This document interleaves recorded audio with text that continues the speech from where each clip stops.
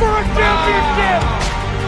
A double play wins it for Frazier. Turn it to the end zone. What a catch! McGuffey touchdown! Into the layup goes at the buzzer. Elijah wins it. The championship.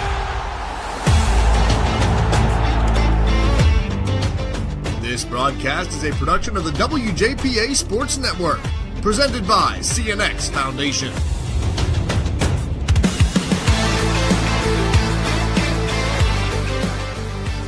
Good evening from venerable Wash-I Stadium. Tonight, the WJPA Sports Network brings you the high school football season opener between the host Wash-I Little Prexies and the visiting McGuffey Highlanders. Hi everyone, I'm Bob Gregg, along with my broadcast partner for another year, Jack Sacco. Nate Rigotti's our floor director here in the booth. Scott Donnelly and Cam Pritz are on the cameras, and Mark Edwards is producing in our downtown Washington studios. The Little Prexies had an up-and-down season a year ago, opening 3-3 before back-to-back wins against Keystone Oaks and Charleroi. Then, the bottom fell out. Wash-I dropped 3 straight games to close the year, giving them their first sub-500 season since 2008. The Highlanders went winless in a move-up year into the 3A Western Hills Conference. McGuffey's last win was in the 2023 WPIL 2A playoff opening round, 1 week before losing to the Little Prexies at Memorial Stadium in Canonsburg. Tonight's game here on the WJPA Sports Network is brought to you in part by Washington County College Center, operated by Community College of Beaver County. By First Federal Savings and Loan Association of Greene County, people you know, people you can trust. By Curtis Pharmacy in Washington, Claysville, Connellsville, Carmichael's, and online at curtispharmacy.com.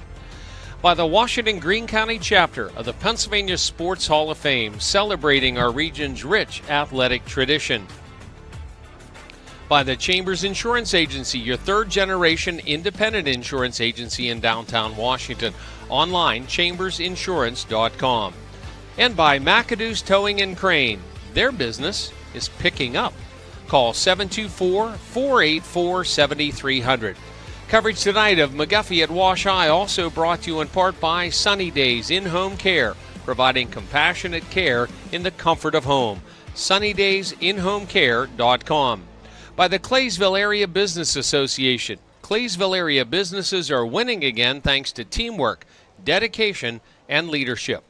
By Washington Financial Bank, for more than 125 years, proud to be the bank that gets you. And by Schwennebrauten Bus Lines, the shiniest school buses in town, and they're looking for drivers like you.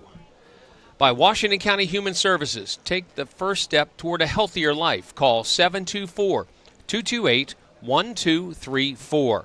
By the Day Insurance Agency on East Maiden Street in Washington, on Main Street in Hickory, and online, dayinsurance.com, celebrating more than a half-century of service. By Good Orthodontics, excellence is a good choice. Choose Good Orthodontics.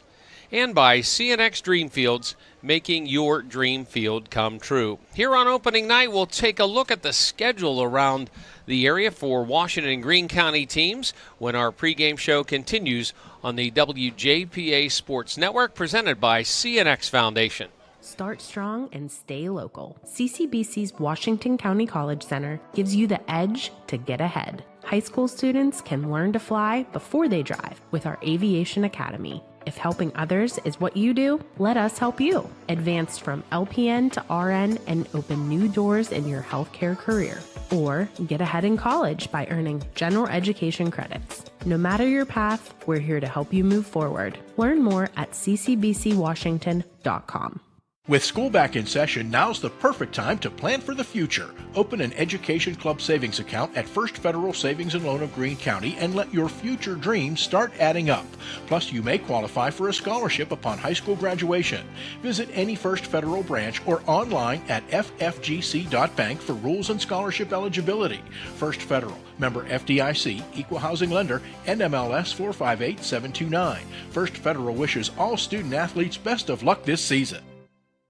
This is Eric Cushy from Curtis Pharmacy. We don't sign every insurance contract out there. We don't participate in every network. And what we've come to realize is if we take our invoice cost on generic drugs at a fair dispense fee, we can save you money depending on the medication. No insurance, no middlemen. You have a prescription, you pay us, you're done. If you take generic drugs, this program's for you. Go to our website at curtispharmacy.com, click the Dare to Compare link, and feel free to look up your medication and see how much we could save you.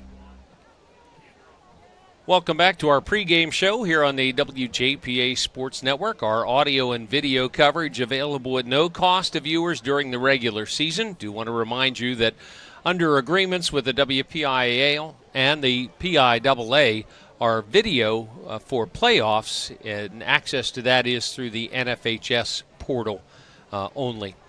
We will have audio available, of course, on air and online throughout the postseason, but the video is controlled by NFHS. And we're happy to introduce tonight our very first broadcast on our new YouTube channel. Thank you, Nate Rigotti. He has been able to drag yours truly kicking and screaming into the 1995 or thereabouts time frame of life, 30 years behind the times, but I'm getting there. We've got a Facebook page for the Sports Network. I don't let people comment on there, and we have a YouTube channel, and we got to make sure we shut those comments off as well, and we'll have a blast doing that. But and the broadcast is going to be the same on the YouTube channel as it is on our webpage at WJPA.com. Click on the Sports Network. The video feed is going to be the same there. It's the same on the NFHS platform as well. So folks all across the country that have the NFHS subscription can search for whatever game it is that we're doing, can search for WJPA Sports Network and pick all that up as well. But now just another way as well. People on YouTube watching, trying to watch high school sports will be able to search for their team or for our broadcast, and they'll pop right up there. And I would be remiss not to kudos to our longtime partners at Trib HSSN, the Trib Live High School Sports Network, and while we're not affiliates anymore, we are colleagues and sharing those links and all of those things. And our good buddy Don Rebel, and we certainly appreciate all of that as well. Now, as I said before we went to the break, I want to touch base on what's happening over the season's first 6 weeks. That is through the end of September. 2 games in August and 4 in September.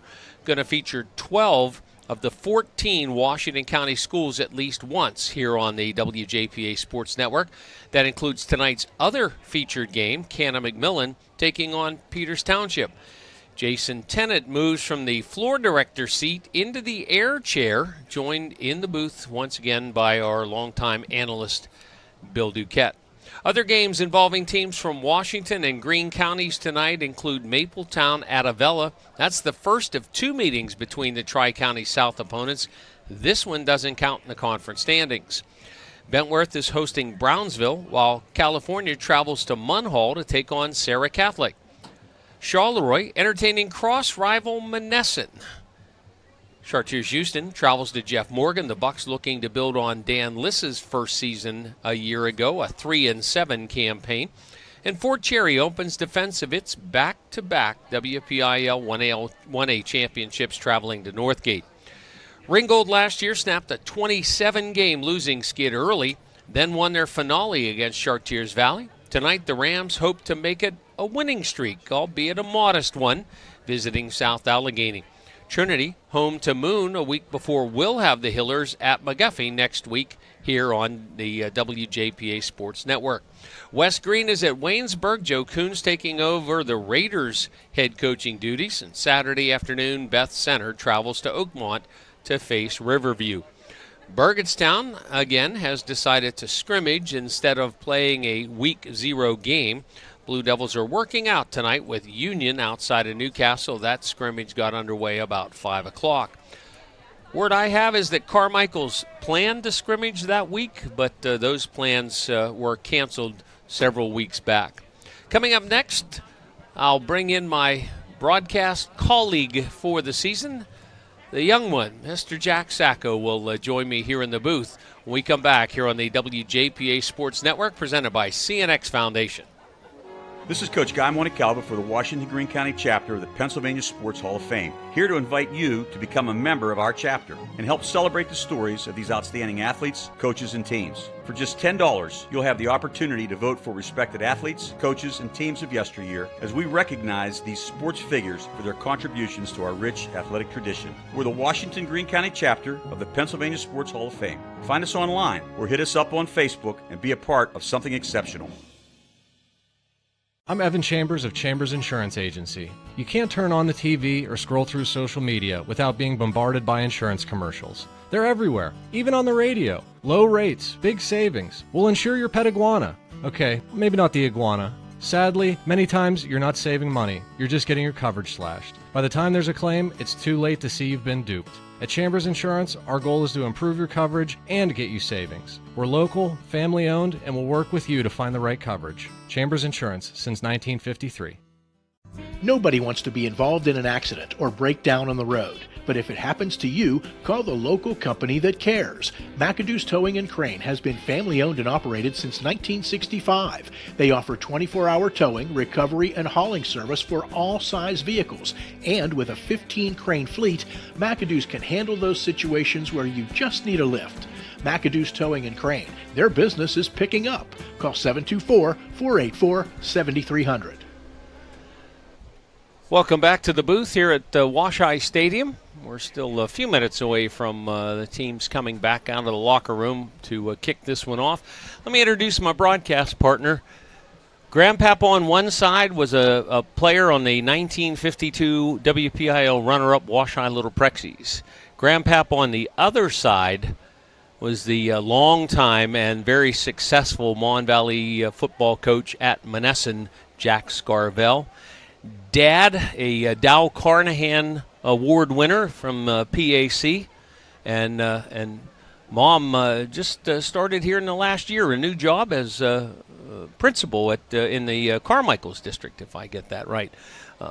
Jack grew up listening and reading and hearing about WJPA stuff and all that, and having an award-winning scribe for a father, so he understands communicating what we see that people can't see, although video changes that somewhat, but still our job as radio guys, Jack, is to tell people who cannot see what it is that we're seeing and do it effectively. Great to have you back in another year. Yeah, thanks for having me back. Second full season. Really excited for it. These two teams here are the two teams I actually started with, a playoff game between Wash-I and McGuffey. And then we had that to open last season as well. So this is the most common matchup that I've had so far. So it's one that I'm pretty comfortable with, and I'm very excited that we get to start off our season with these two teams. Congratulations, your summer gig working for the Pittsburgh Pirates.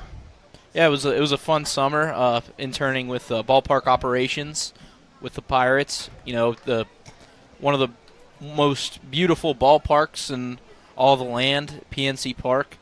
Getting to work with the ballpark operations staff, it was an honor, and had a great time. And I'm glad that I had that opportunity this summer. But on another end of that, I'm glad to be back up here in Washington for my senior year of school. Last time you and I were in a football broadcast booth together, W&J had an early lead in a Division III playoff game that then got away, and we had to make the long trip home from Randolph-Macon down in Virginia home with the season ending behind us. And here we are. We're just a couple of weeks away. 2 weeks from tomorrow, we tee it up at home against Utica. Yeah, and I think that in the D3 realm, it's promising to be one of the more exciting years, just because there's so many question marks, not just at W&J, not just in the PAC, but all around college football and Division III football due to those COVID years finally ending. There's so much inexperience on all these teams, and I'm just really looking forward to seeing how it shakes out. It's going to be a really exciting year. Well, I'm looking forward to working with you on a handful of those games and, of course, with your dad on the home games for the Presidents coming up. And, again, that all starts 2 weeks from tomorrow, home against Utica. When we come back in just a minute, Jack and I are going to dig into some nuts and bolts on McGuffey and Wash-I all time and get you set for kickoff here as the Little Prexies host the Highlanders on the WJPA Sports Network, presented by CNX Foundation. We go into individuals' homes and provide non-medical care for mainly senior citizens, but also people with disabilities. For Sunny Days In-Home Care, John Bennett. We do stuff like bathing, grooming, meal preparation, take people to doctor's appointments. If someone needs a little bit of assistance to help them stay in their home instead of going into a facility, and we like to come in and be the people that do that for them. Sunny Days In-Home Care, providing compassionate care for your loved one in the comfort of their home. Find out more, sunnydaysinhomecare.com. Claysville area businesses are proud to support McGuffey Highlanders football. Just like the first 2 games on the schedule, Highlander Country has 2 exciting events you won't want to miss. The West Alexander Fair starts Labor Day, September 1st and runs through Saturday, September 8th. And the Washington County Covered Bridge Festival comes to McGuffey Community Park Saturday and Sunday, September 20th and 21st. Visit Highlander Country, where there's always food, fun, and fabulous entertainment for the entire family. Go Highlanders! You deserve a bank that lifts up your business, that shares your spirits and your taste for success. At Washington Financial, we pride ourselves on crafting solutions that are as one-of-a-kind as your business is. Go with the bank that gets you. Washington Financial Bank. Little Prexies open the season here at home against McGuffey, and then next week we'll host Steel Valley before going on a little bit of a road trip to Union, and then at Waynesburg we'll see Wash-I that night down in Greene County, September the 12th. Back home with Stowe Rocks, we'll be here for that as well. Then a non-conference game to close out the month, and then we'll see what happens with the conference games down the stretch. Home with Keystone Oaks, at Charleroi, home with Carleton, who nearly dealt the Prexies a death knell last year in that late season game, and then we'll close the year on a Friday night at Dormont Stadium. For McGuffey, looking for a win if they can find one somewhere, trying to snap this current losing streak. McGuffey here tonight, home with Trinity tomorrow, and then home with Trinity next Friday, and then September 5th at home against West Allegheny. The Highlanders will travel to Beaver County to take on Central Valley, then North Catholic at Stone Field before closing the month of September at home against Beaver. Then away and home, back and forth in the month of October at Hopewell, home with Avonworth, at Highlands, and home with Quaker Valley. Mentioned those games on the docket around the area tonight. We'll have scores for those on our website. John is keeping us posted on all of those as well.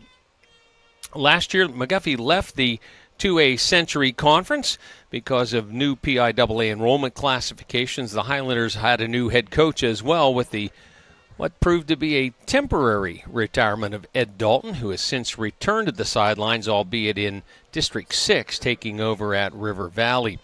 In last year's season opener at the Ranch, Wash-I beat McGuffey for the 3rd time in 10 months, thanks to a pair of Tristan Reed to Caleb Patton scoring passes, including an 85-yarder that proved to be the game winner. Aiden Odell led McGuffey with 29 carries for $164, but he fumbled at the Wash-I 15-yard line opening the 4th quarter. The Highlanders never threatened again. Malachi Ely scored McGuffey's only touchdown in the game. A few notes on the all-time series. Wash-I leads with a 28-1 mark, starting with a 1-point win in 1977. Little Prexies went on to win 7 of the first 10 and 9 of the first 13 games in the series through the 1980s. In the 16 games since the turn of the century, Wash-I has 11 wins, McGuffey 5. And Wash-I has won 8 of the last 10 since McGuffey took 2 of 3, 06, 07, 08, 09. Overall, Wash-I's win raised the Little Prexies record to 8-5 at McGuffey. Still a couple of minutes away from kickoff. The Washai Band is performing here pregame. The McGuffey cheerleaders on the field as well. Going to welcome the Highlanders out of the field house to our right. Just an absolutely gorgeous night. You gotta love playing football on a night like this. Yeah, lovely weather. Not too hot either. I mean, you can dress comfortably tonight. And, it's going to be even more beautiful when the sun goes down. Supposed to be nice and comfortable over most of the weekend as well. And Monday, I'm hearing like 75 degrees and sunshine. That's we're not to fall yet, but that's about perfect fall weather. One of the other areas I want to we'll explore throughout the broadcast tonight is the youth of this McGuffey football team. They are extremely, extremely young, and will have their hands full. We mentioned that schedule at Washai, home with Trinity, home with West Allegheny, and at Central Valley. So they're going to have to grow up in a hurry. Yeah, it's going to be tough. You have a lot of inexperienced guys.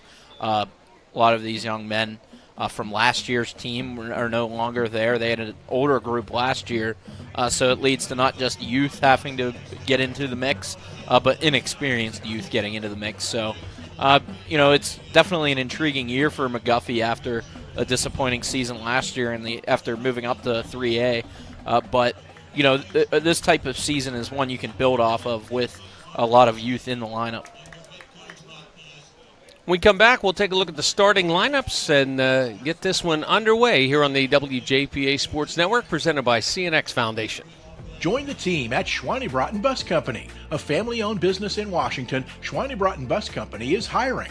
Earn highly competitive wages with paid training and sign-on bonus, plus holiday and loyalty bonuses. Learn more. Call 724-222-4113. Proudly serving the area since 1929. Schweinebraten Bus Company, the shiniest school buses in town. Looking for great drivers like you. Call today, 724-222-4113. Friday Night Lights brings our communities together, but too many families in Washington County are being torn apart by opioid addiction.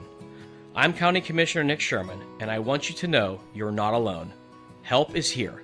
If you or someone you love is struggling, call our confidential hotline today at 724-228-1234. Together we can fight addiction and build a strong future for Washington County. 724-228-1234. Radio and TV today are cluttered with ads for car insurance. You might find these ads clever, funny, or even annoying. Hi, I'm Scott Day from the Day Insurance Agency. We like to keep things simple. We will give you the best possible coverage at the best possible price with great hometown service without all those gimmicks. Call us to get a free no-obligation quote with Erie Insurance. You might be surprised how much you can save. That's the Day Insurance Agency, 724-228-3448, or online at dayinsurance.com. I know I've shared this in the past, and at times 1 and 1 doesn't equal 2, and we're not able to do all the things early on that we want to do. We came up thinking we were probably going to do coach interviews, but then just to try to get things settled in, and we passed on that tonight. But it is our plan on our pregame show throughout the season to have coaches join us. Do want to make mention, I talked about our schedule, where we're going to cover 12 of the 14 Washington County teams over this first 6 weeks. Part of that is because we're going to do and double coverage on a couple of these teams like Chartiers, Houston, and Burgettstown. We're going to get twice because they play each other on their Saturday homecoming game this year. And so in addition to our 2 games, 1 a.m., 1 FM on Friday nights, we're going to have that Saturday contest come September the 20th. All right, you're about to wrap up your and head into your senior year at W&J. You're already 4 years removed or 3 years removed from high school. Your favorite memories? Where at college? No, at high school. In high school. Yeah. Some of my favorite memories were just, some of those, what you're used to.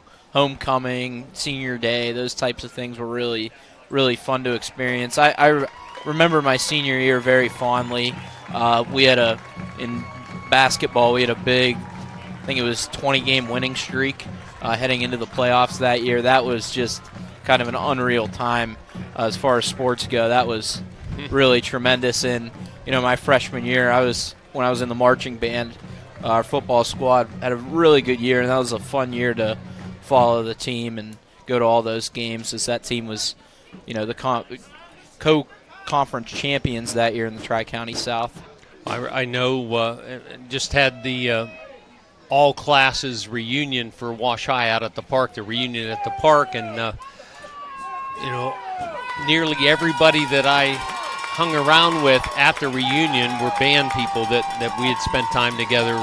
Some baseball guys came around as well, but those times, what people don't realize about the bands is that you spend the whole year together, not just one season, and it was just really a lot of fun, and certainly appreciate that opportunity when I was in school as well. It was a few years before you were in school, but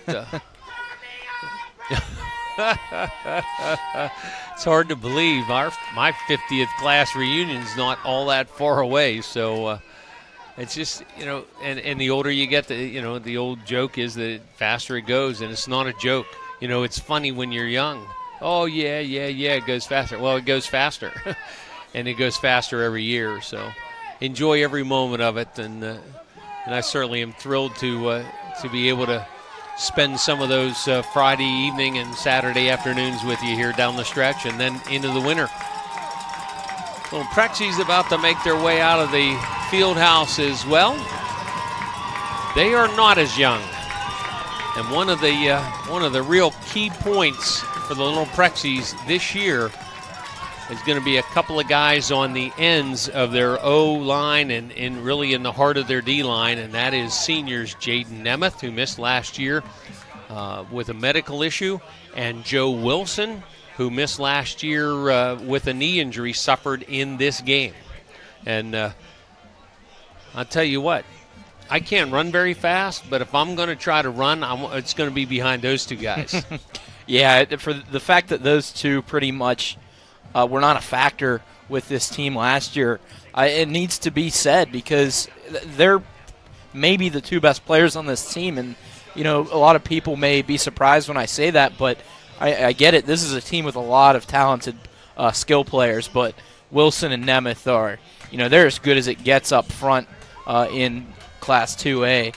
So getting those two guys back, if they can keep them healthy, there's going to be a lot of room up front offensively for those running backs for Wash High. And just think, what we saw at Trenton Grooms last year, he didn't have those two guys up in front and did what he did last year, and now he's going to have that. Tristan Reed's going to get better protected at the quarterback spot. He and Caleb Patton are going to work things. So it's an exciting time for the Little Prexy's, and again, plenty of experience. Reed, a senior, Patton, a senior. Mentioned Nemeth and Wilson are both seniors. They are wrapping around the interior of that O-line, which has a couple of sophomores and a junior, but seniors at the tackle spots. Woods and Cook in the backfield are seniors. Isaac Charnick at the tight end spot is a senior.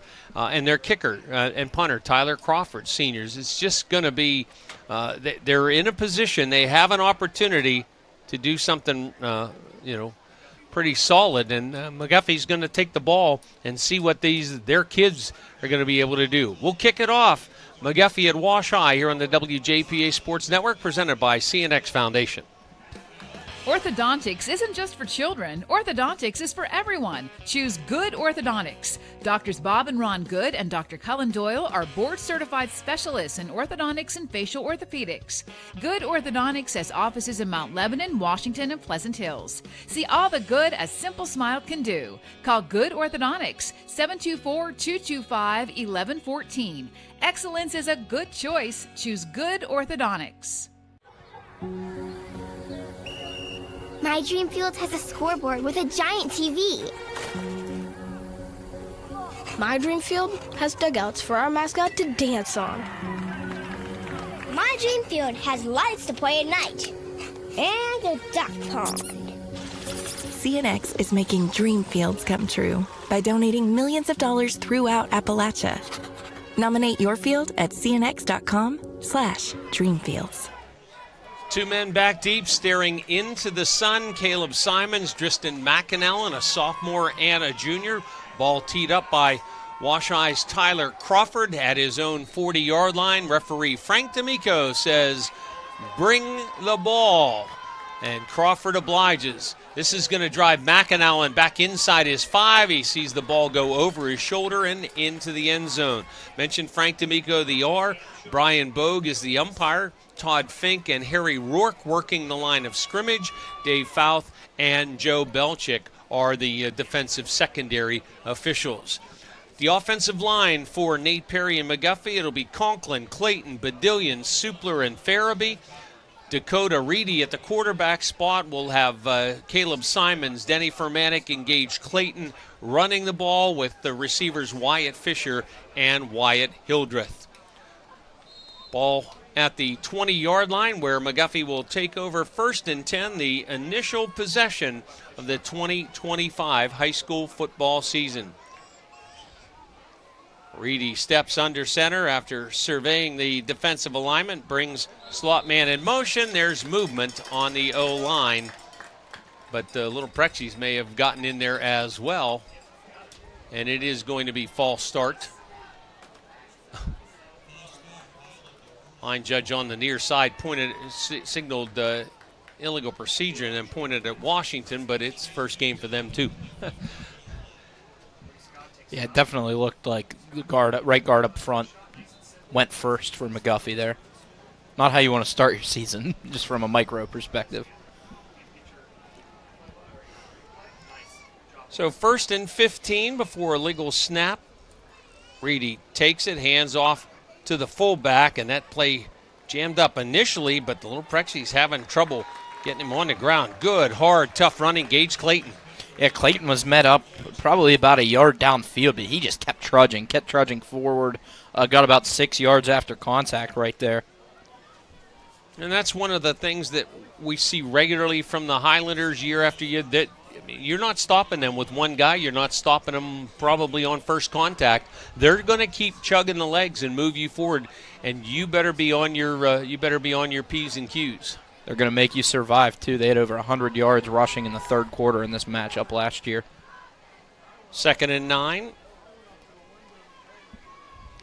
Long count, handoff left side. It's Furmanek. He got strung out.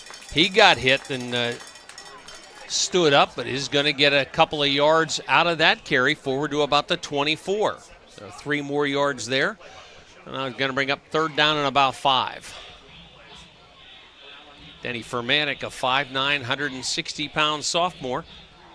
Ran tough run there. Got stood up and then got going forward again.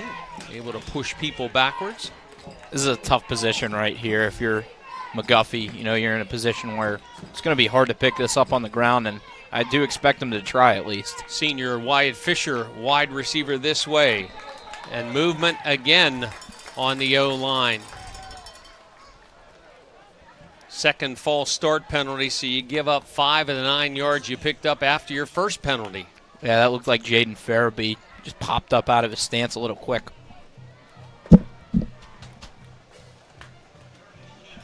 It's all good, guys.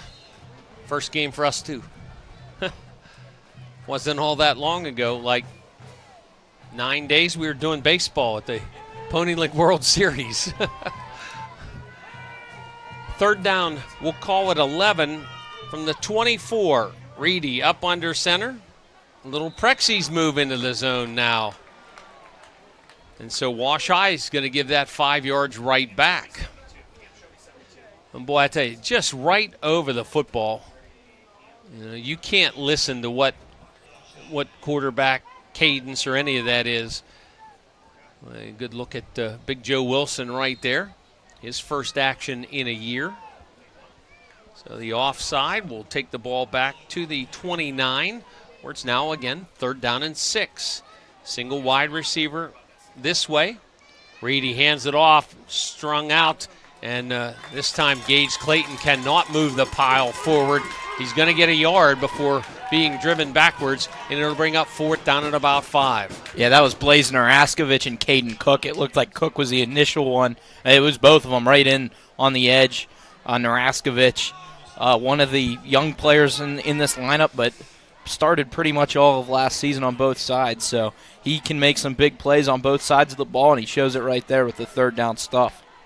Punt formation for Sam Stout, 6 foot, 180-pound senior kicker. Little Prexies with 2 guys back deep. 4th down and 5. Can't jump into the zone. And movement on the line. And it would appear to be against McGuffey yet again.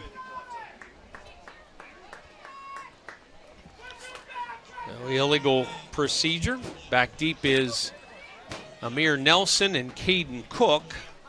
Nelson on the far hash at his own 45. And Cook shy of that yard line, but on the near hash. And now both are moving up between the 45 and 50 and going to get a timeout on the field. Break any action, scoreless. McGuffey trying to punt the ball. 8:47 to play in the first here on the WJPA Sports Network, presented by CNX Foundation. Start strong and stay local. CCBC's Washington County College Center gives you the edge to get ahead. High school students can learn to fly before they drive with our Aviation Academy. If helping others is what you do, let us help you. Advance from LPN to RN and open new doors in your healthcare career. Or get ahead in college by earning general education credits. No matter your path, we're here to help you move forward. Learn more at ccbcwashington.com. With school back in session, now's the perfect time to plan for the future. Open an Education Club savings account at First Federal Savings and Loan of Greene County and let your future dreams start adding up. Plus, you may qualify for a scholarship upon high school graduation. Visit any First Federal branch or online at ffgc.bank for rules and scholarship eligibility. First Federal, member FDIC, equal housing lender, NMLS 458729. First Federal wishes all student athletes best of luck this season. Punt is away by Sam Stout. Dangerous fielding position for Caden Cook at the 50-yard line, and works his way forward for a couple. Went most of the way down but did not contact the ground, then got crumpled on top of to end the play. A 1-yard return for Cook. Wash Eye with the ball now at the McGuffey 49-yard line. 8:39 to play opening quarter. It'll be Nemeth and Wilson the tackles, Fitzgerald and Dudley the guards, and Jones at center. Tristan Reed quarterbacking with Woods, Cook, Grooms, and Walker in the backfield. Charnock, Patton, Nelson all expected to see time in the receiver patterns.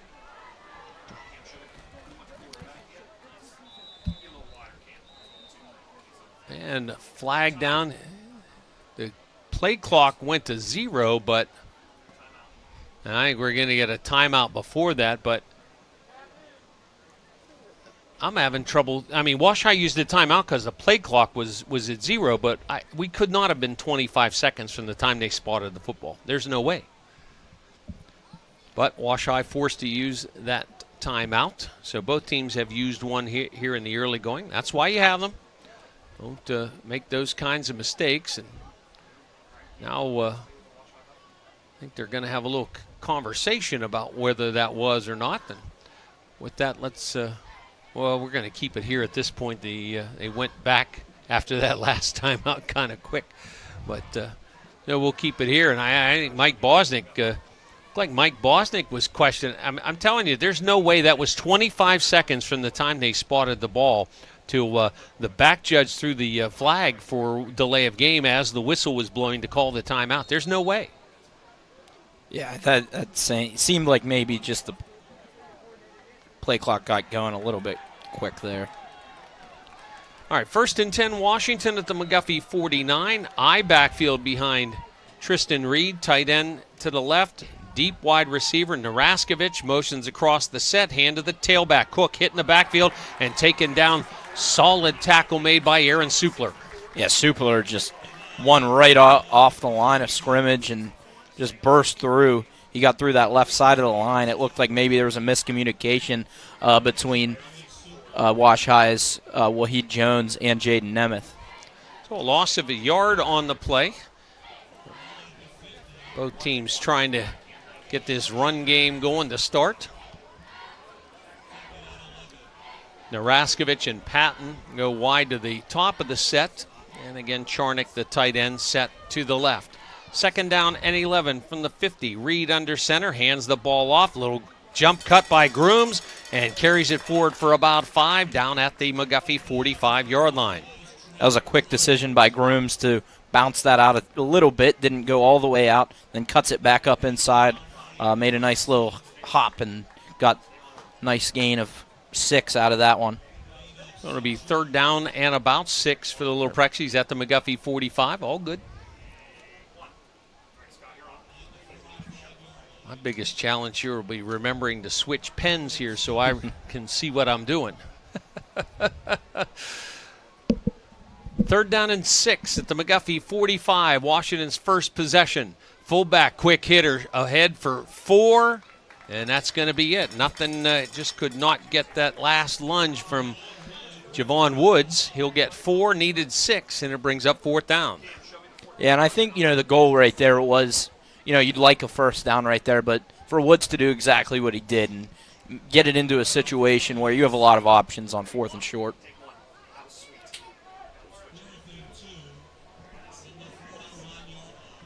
Upper St. Clair leads Mount Lebanon 7-0 early on. North Allegheny has rallied to take the lead against Woodland Hills 22-14. 4th down and 2 here in a scoreless ball game, approaching halfway through our opening period. Tristan Reed, a little play fake, rolls near side, makes a man miss, and now will run for the first down. Inside the 30, the 20, and steps out of bounds near the 17-yard line. Yeah, I really like the decision right there to keep that ball in the hands of Tristan Reed. He's your most dynamic ball carrier, and he's able to avoid a tackler in the backfield, and he had lots of room. Good blocking downfield by the skill unit right there. 23 yards. The officials rule that Reed stepped out of bounds at the 18. It's 1st and 10 there. The clock stopping with the out-of-bounds play. 6:19 to play first quarter. And big thanks to a longtime friend, John, keeping those fingers nimble, sending us scores all night. 1st and 10 at the 18. Reed surveys the defense. Now under center, roll out to the right. And almost rolled too far for the protection. Pass to the right side, caught by Caleb Patton. Out of bounds near the 8.5-yard line. It looks to me to be about 9.5 yards, but not quite the first down marker. Are they going to... Moving it. Wow. They're gonna call this a first down. They actually take the ball to the 8-yard line. So okay, I'm good with that. Pass play good to Patton. That did not appear to be where they had marked it out of bounds, but be that as it may, 10-yard completion, the first pass of the season for Reed. Running play to the right side and dragged down, just couldn't get the forward momentum. Jamari Walker. Yeah, Walker just didn't have too much room right there, trying to bust it outside, ends up with a loss. Walker's loss of a yard back out to the 9. Upcoming the 7th play of the possession. So we've seen Cook, Grooms, Woods, Reed, and Walker all running the ball in this opening possession.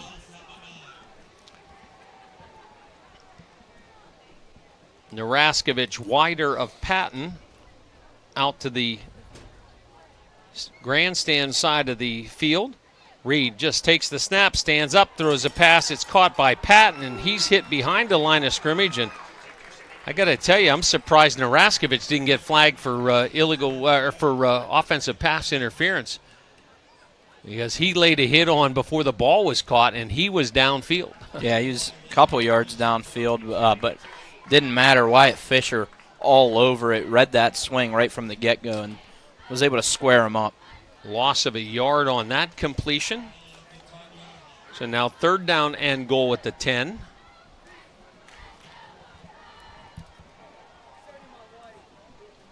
4:45 to play, opening quarter.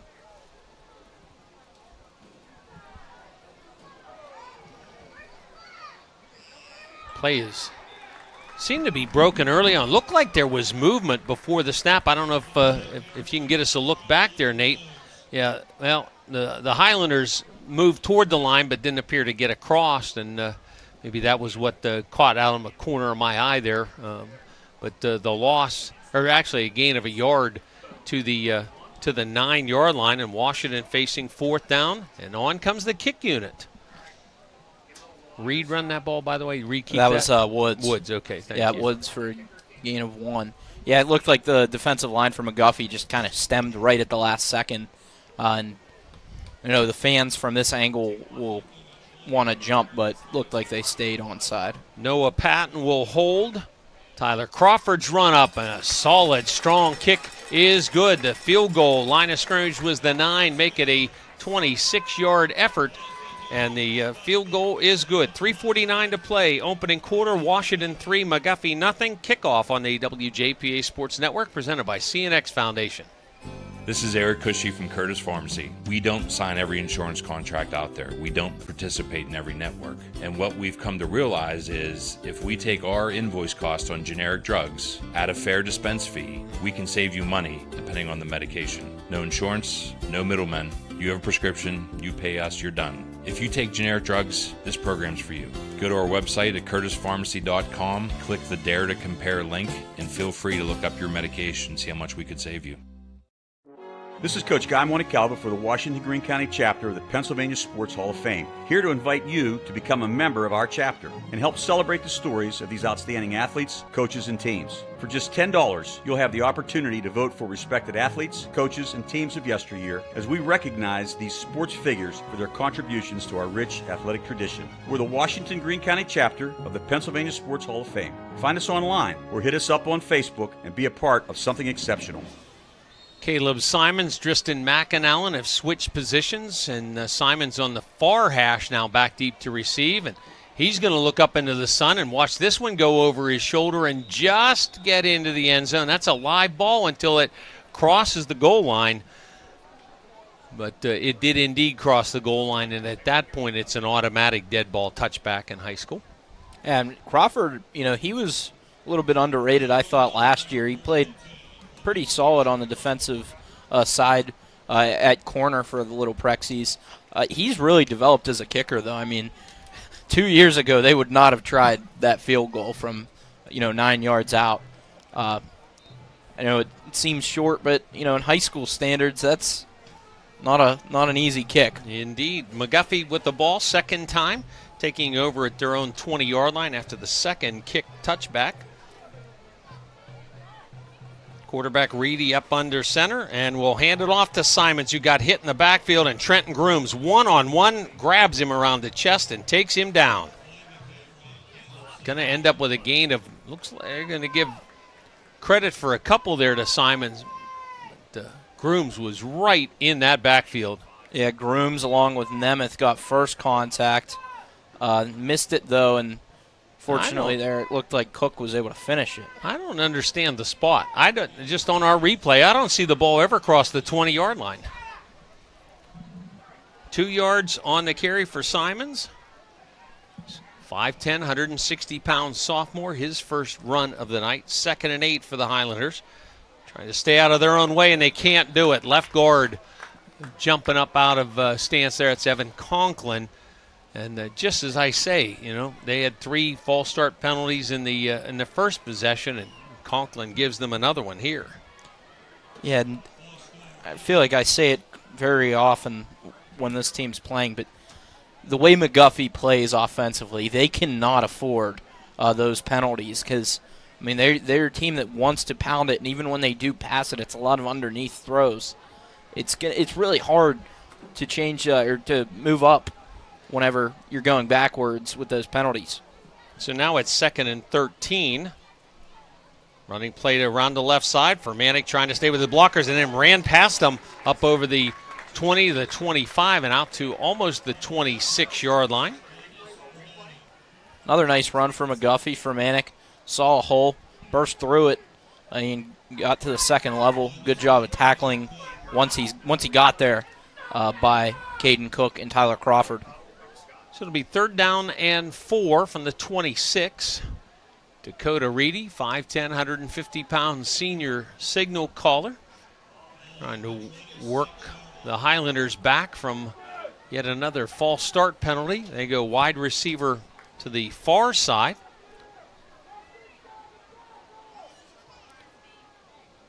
Reedy barks out the count, hands it off to the fullback, and they carry good for a couple, but should be stopped shy. That's going to be Gage Clayton. This time he could not move the sticks.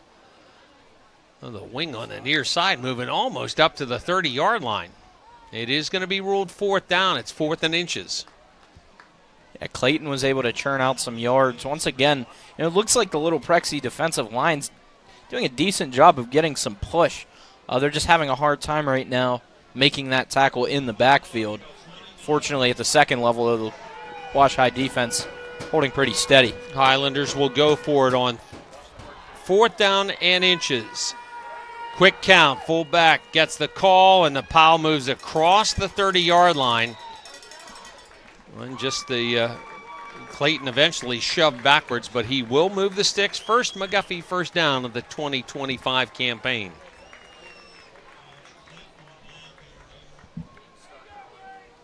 Just a good job blocking, getting what you need right there.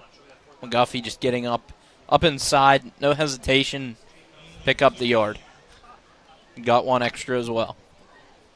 New set of downs as we enter the final minute of the opening quarter. Everything, including the punt, has been from the 50-yard line in against McGuffey. When the Highlanders punted on their first possession, that's where the ball was fielded, was at the 50, and Wash High has moved that direction the entire time. Once again, misdirection, but the Little Prexies don't bite on the carry by Clayton. And this time the defensive front takes him, stops him right at the line of scrimmage, no gain. Yeah, that was a really good job by the whole unit right there up front. Oscar Fergoso Morgan was the one who really looked like got a good amount of push. Joe Wilson also in the mix there. Little technical hiccups at our other side, but we understand they are rolling along. Peters Township 14, Cannon McMillan nothing. That in the first. We're at the end of our first quarter. Washington 3, McGuffey nothing. We're back here on the WJPA Sports Network, presented by CNX Foundation. I'm Evan Chambers of Chambers Insurance Agency. You can't turn on the TV or scroll through social media without being bombarded by insurance commercials. They're everywhere, even on the radio. Low rates, big savings. We'll insure your pet iguana. Okay, maybe not the iguana. Sadly, many times you're not saving money, you're just getting your coverage slashed. By the time there's a claim, it's too late to see you've been duped. At Chambers Insurance, our goal is to improve your coverage and get you savings. We're local, family-owned, and we'll work with you to find the right coverage. Chambers Insurance, since 1953. Nobody wants to be involved in an accident or break down on the road. But if it happens to you, call the local company that cares. McAdoo's Towing and Crane has been family-owned and operated since 1965. They offer 24-hour towing, recovery, and hauling service for all size vehicles. And with a 15-crane fleet, McAdoo's can handle those situations where you just need a lift. McAdoo's Towing and Crane. Their business is picking up. Call 724-484-7300. Total offensive numbers in that opening quarter, not setting any records. Wash High 31 yards on the ground, 9 passing. McGuffey 26 on the ground and did not attempt a pass in the first half. So Wash High 40, McGuffey 26 total offensive yards.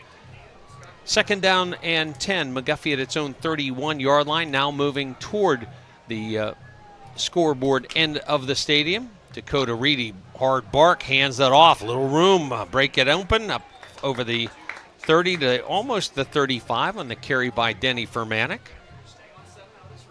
Yeah, that was well blocked. Good job sealing up inside by Wyatt Hildreth, getting in, sealing off the linebacker, and it created a little hole for Furmanek. Furmanek's going to get 3, actually, out to the 34-yard line. So 3rd down and should be about 7 yards to go. Yep, have to get to the 41, so 3rd and 7. Wide receiver Wyatt Fisher to the top of the set. Single coverage picked up there by Tristan Reed. And now the alignment shifts and they go unbalanced, heavy over to the far side, toss to the far side, inside out cut. Nice move by Simon, slips a backfield hit, gets the first down, and finally knocked out of bounds up across the McGuffey 45-yard line. Yeah, really good job getting outside on the edge. Naraskovich came a little bit too far in, lost contain right there, and then Crawford had a shot at him short of the sticks, but just kind of dove and missed. Ball out to the 47-yard line. 13 yards for Simons, and another McGuffey first down. Each team with 2 at the moment, but that late shift to an unbalanced set. Well, Prexies did not react fast enough. 1st and 10. Reedy brings a man in motion, fakes the fullback, keeps himself, crosses midfield, hit from behind, and down after a gain of about 5. His first carry. Good carry up the middle there by Reedy. Just hanging on to it. Blocking kind of got some push, and with the delay, it allowed him to see a pretty open hole. Monessen leading Charleroi 16-0 early on. 2nd down and 5. McGuffey trying to answer Wash High's field goal. 2nd and 5 at the Washington 48. And now that motion again to the unbalanced set, heavy to the far side. Running play, Simons tried that little delay move in the backfield, and he could not make the move around the bend this time. Jaden Nemeth got a hold. Yeah, Nemeth got his big paws on him, got into the backfield, and good job sticking with him. It looked like there was a little room for him to maybe squeak past Nemeth, but good grip by number 56. Upcoming 3rd and 6, Ringgold and South Allegheny squared up 7-7 in the opening quarter. Rams trying to win 2 in a row. First time in years. That 27-game losing streak. I mean, just do the math. That's almost 3 full years. And people have said that's a talented Ringgold team this year. 3rd and 6 for McGuffey. Quick pop pass complete to Simons. Trying to cut behind a blocker. Gets the first down and finally tackled to the Washington 39-yard line. First pass of the game for McGuffey. Man, there really wasn't much blocking over there. Just a couple blockers for about 4 defenders. But Wash High was playing so far off that they left enough room.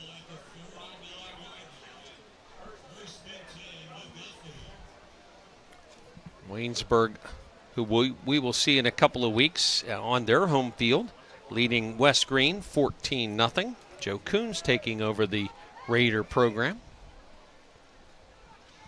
1st and 10 McGuffey, 11th play of this possession. Reedy sets in that crouch behind center, fakes the handoff to the fullback, and there's nowhere to pitch, there's nowhere to run, and he is taken down for a loss of a yard on the play. That was Nigel Dudley in there. Nigel Dudley was one of the players that kind of benefited from the injuries in terms of getting out on the field. He was just a freshman last season, made some big plays, including in this matchup between these two teams last year, picking up a fumble.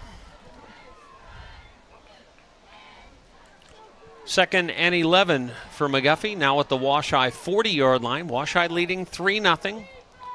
And the second quarter clock down to 8 minutes remaining. Behind the sticks, Reedy hands the ball off. Fermanic fights his way through and picks up 6 yards or thereabouts when he had 4 or 5 before contact. Yeah, there was a big hole. Just kind of got inside Naraskovich. Looked like he was tasked with trying to contain and keep that inside gap, and it's a tough duty for someone on the edge with, a little bit leaner size for Naraskovich to gap that. 3rd down and 5 at the Washington 34. McGuffey after cleaning up their penalty issues on their opening possession and overcoming one in this series. Inside the Washington 35. Movement at the line, but now Reedy in trouble. And Trenton Groom swallows him up and takes him down at the 38, a loss of 4. I don't know if some of the Highlanders thought Washai jumped offside. It looked like Dudley made a little move from the angle up here and the angle on the replay there. It was very difficult to tell if he actually crossed, but it looked pretty similar to what happened with McGuffey on the previous drive for Wash High. Well, yeah, Reedy opened, did a reverse pivot and turned and had the ball out, and there was nobody there, no fake or anything. So now 4th down and about 9 is punt formation, and indeed Stout will kick it away. It's a short punt and going to go out of bounds out across the 21-yard line where Washai will take over. Washington 3, McGuffey nothing, 6:20 to go first half. Back on the WJPA Sports Network in just a moment.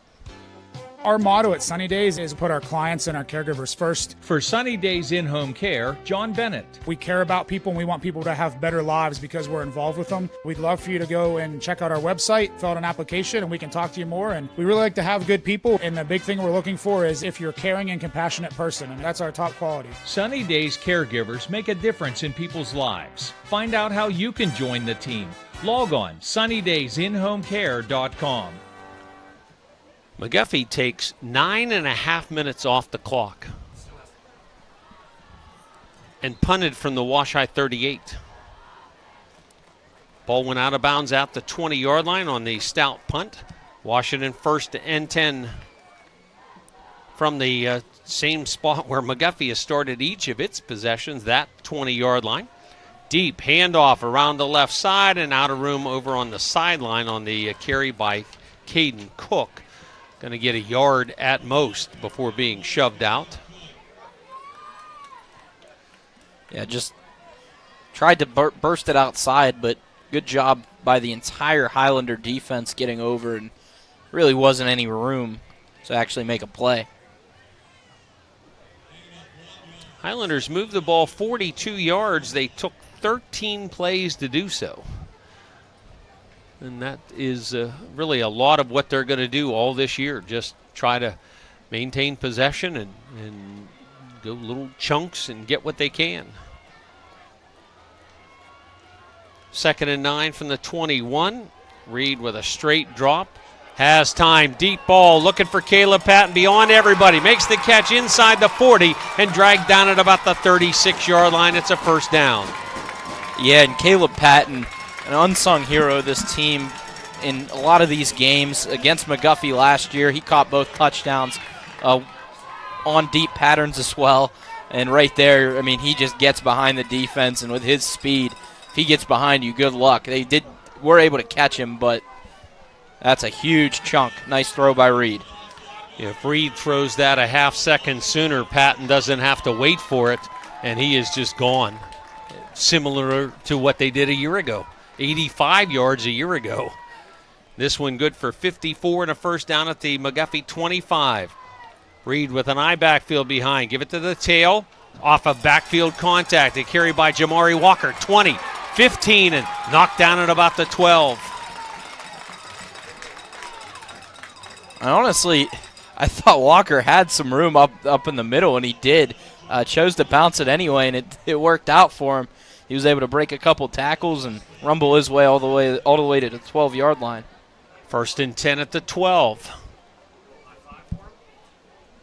Looks like 5:20 remaining in our first half. 13-0 Washington with the lead. Did I say something different? 3-0 Washington. 3-0, sorry. Thank you, Mr. Floor Director Nate Rigotti. He loves when I do that. 1st and 10 from the 12. Grooms gets the call, pounds it inside the 10, down to be spotted to the 7. 5 yards for Grooms. And Grooms is someone, he's not going to fool around. He's going to get up the middle, use his large frame as a running back, and with how he can accelerate and his size, he's certainly got to be someone who's not fun to tackle. So Patton and Grooms go out of the game now.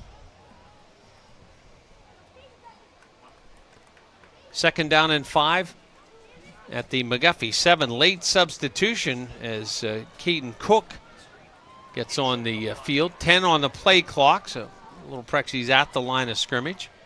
Reed surveys the defense. Sees a blitz coming, hands off against that. Jamari Walker pounds forward inside the 5 and down close to the 1. It's going to be 1st and goal. And Walker, he didn't mess around that time. Mentioned how he bounced the previous one out. He sees a nice block, good lead block by Woods in the fullback spot. And he was able to keep moving with the pile for a couple extra. Yeah, linebacker Gage Clayton kind of gave away what he was going to do, and Reed saw that and was able to wait just long enough to make sure that Clayton got picked up and then handed it off to Walker. 1st and goal at the 1. Woods and Walker behind Reed. Looks like a fullback keeper, and it's Javon Woods into the end zone for the game's first touchdown. And no fooling around right there for Wash High. They just put it in the stomach of the fullback Woods. Good push up front by the whole unit. Wahid Jones, Fregoso Morgan, and Nijah Dudley all getting some push up there. And really nice job punching that drive in, a quick one after the long pass. Little Prexies go 80 yards in 6 plays. More than half of that yardage on play number 2. Snap and hold, pretty good, and the extra point kick by Crawford stays wide left, no good. Washington 9, McGuffey nothing.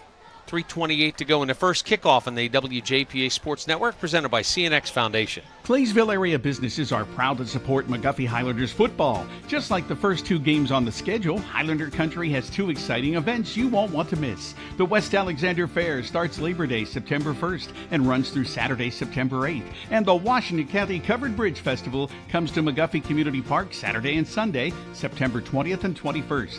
Visit Highlander Country, where there's always food, fun, and fabulous entertainment for the entire family. Go Highlanders! You deserve a bank that drives your business. One that's with you for the long haul and knows how to keep your business rolling. At Washington Financial, we pride ourselves on delivering customized solutions, ones that are built for the unique journey your business is on. Go with the bank that gets you. Washington Financial Bank.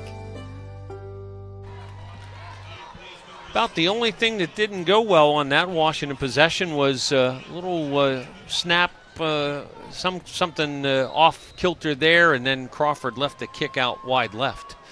The run up and the kickoff now, and this one's going to come down to near hash mark, be picked up on the hop at the 25 by the Highlanders, and the sideline available, and finally knocked out of bounds on the return. It's going to be Brody Wagner, took that on the hop at the 25. Good field position for McGuffey. And with how they play, 3:25, that's not too much time for them to try to utilize, the long plodding drives that they like to do. Wagner, first kickoff return of the day for McGuffey. The other 2 were touchbacks. So 14 yards on this run back to start things at the 39-yard line. Great to have you along tonight on the WJPA Sports Network on our multiple platforms. 9-0 Washington, toss right and strung out and taken down. This time Wagner could not get free. Had got plenty of running room on that kickoff return, but not so much this time with Trenton Grooms right up in his personal space. And Grooms, he had it diagnosed, but it takes some really good talent to be able to jump into the backfield and pummel him the way he did, and there was just nowhere to go. Loss of 5 on the play. 2nd down and 15.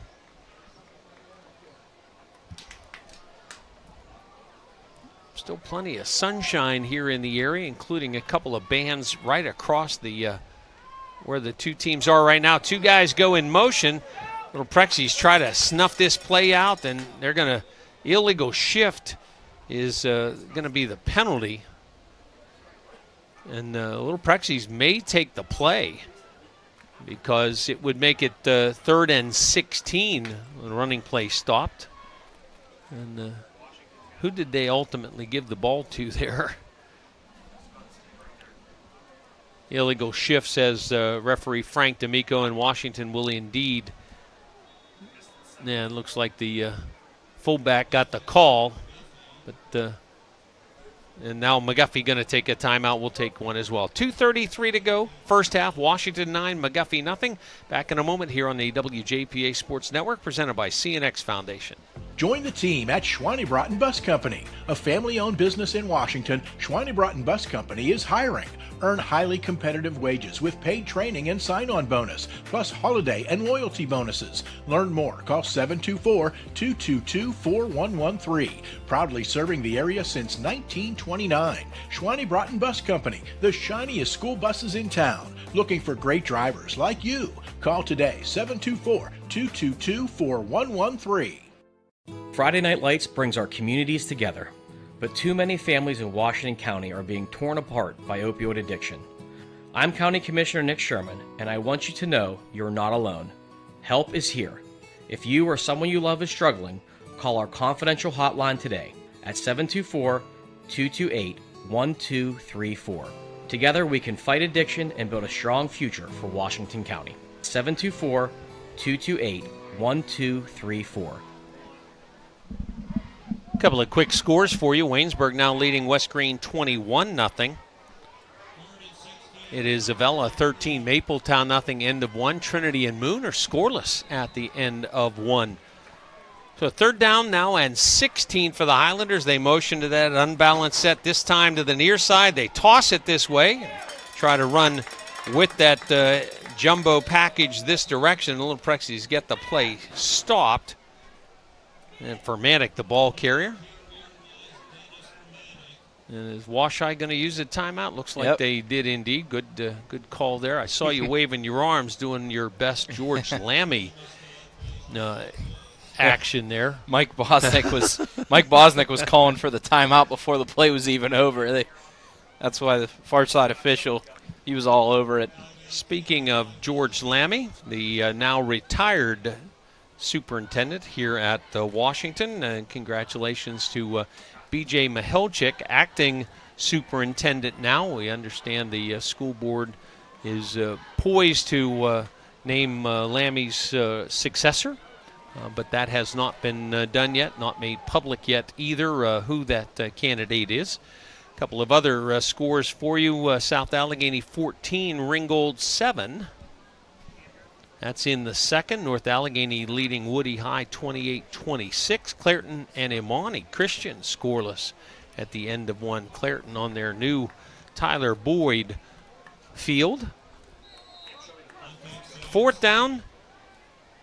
Yeah, we'll call it 14 yards to go. It's going to be Sam Stout to punt for a second time. A lot better kick this time out. Backpedaling and a little trouble with it, but picking it up across the 30, 35, 40, and out of bounds over on the far sideline is Caden Cook. Yeah, right there, Cook didn't get under the punt. He's fortunate to hang on to that. Not how you teach it to receive it, but after he got it, he was able to make a nice pair of moves to get to the sideline, set the Prexies up with some good field position. Yeah, 38-yard punt by Stout. And then back to the 27 and out 16 yards on the return for Cook to set Washai up with 2:12 to play in this first half with a decent field position at the 43-yard line. So obviously a little quicker strike type offense available to the Little Prexies. Shotgun formation. 5 wide receivers. Nobody home with Reed. Going to roll to his right. Flag is down in the backfield.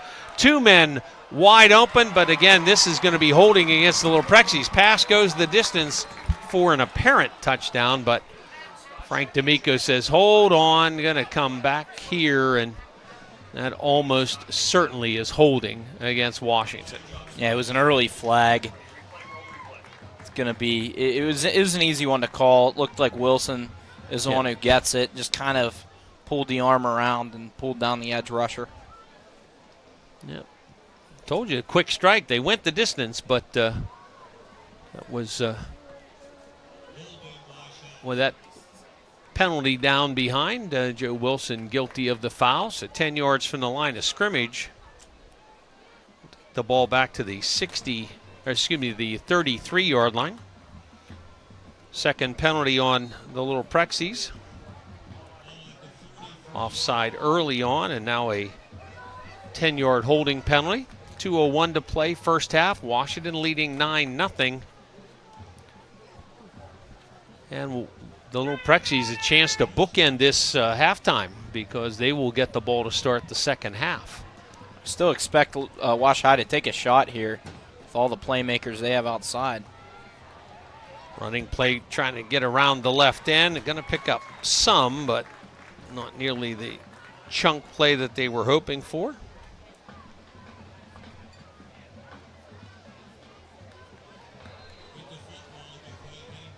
And a Wash High player is injured, so that'll bring a stoppage.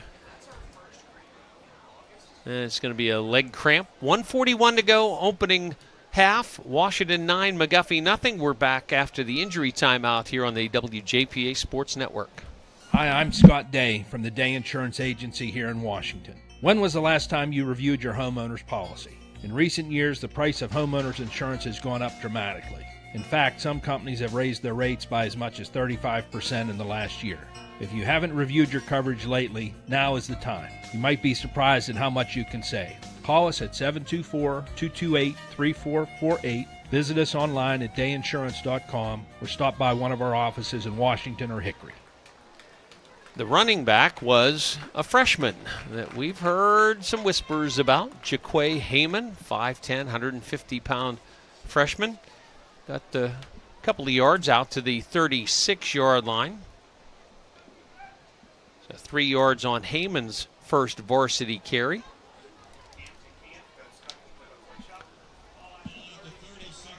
Jamarian Fitzgerald, the left guard, the injured O-lineman for the Little Prexies. The ball not yet marked for play, so the clock not running yet.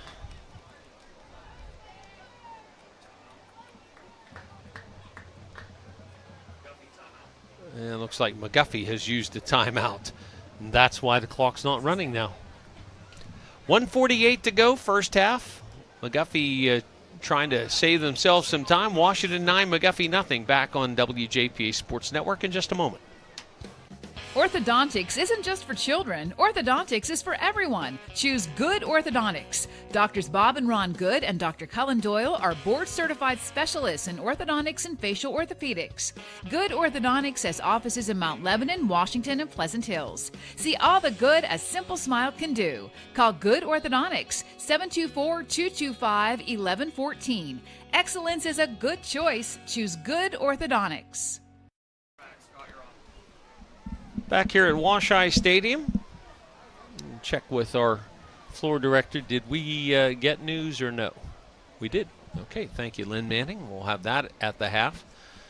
And in a couple of weeks, we'll also have the PAC football report at intermission as well, but we don't have that ready to roll quite yet.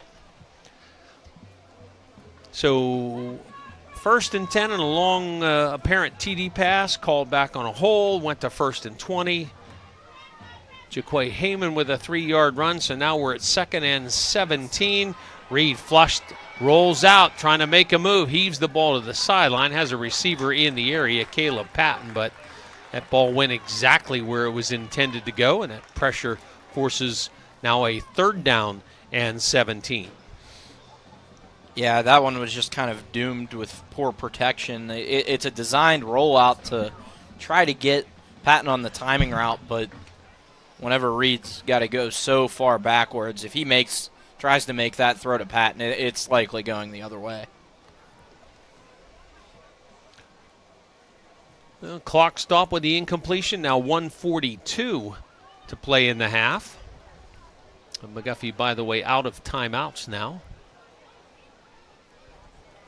At least by my calculation. That's what the board says as well. At least if we're wrong, we're both wrong. Reed, play fake, nobody buying it, and he fumbles the ball. Picked up, returned inside the 10, the 5, and down at about the 2-yard line.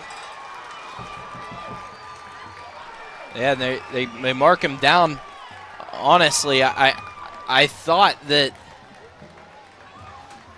he rolled over him. I thought that person carrying the ball did not touch the turf. Here's the situation. Gage Clayton picked up the fumble, and I thought for a minute what you're saying is what happened, that he was brought down on top of the defender, Naraskovich, I believe, and then rolled on into the end zone. That should be a touchdown. Yeah. If we had replay, that's a touchdown. But Clayton is shaken up. And right there, Reed just cannot give that ball away. I mean, with how McGuffey plays offensively, you just can't turn the ball over right there.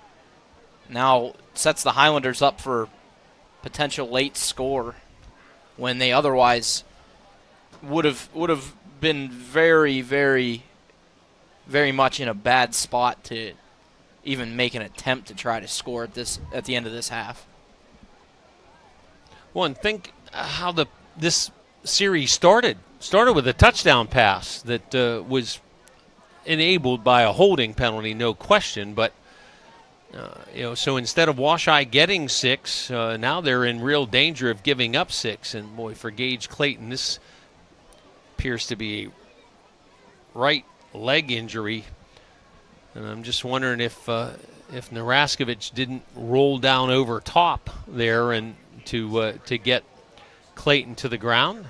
Oh, here's a great sign. Clayton helped to his feet, and he's just going to, by himself, under his own power, walk it off. Maybe a steadying hand on the back, but no arms around shoulders or anything. So good news there. Clayton with the recovery and return to the Washington, let's call it the 2-yard line.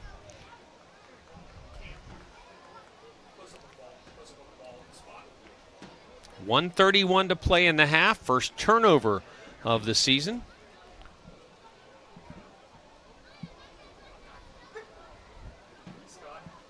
So Reed, 17-yard loss and lost the football. And now here come the Highlanders, that they don't have Clayton.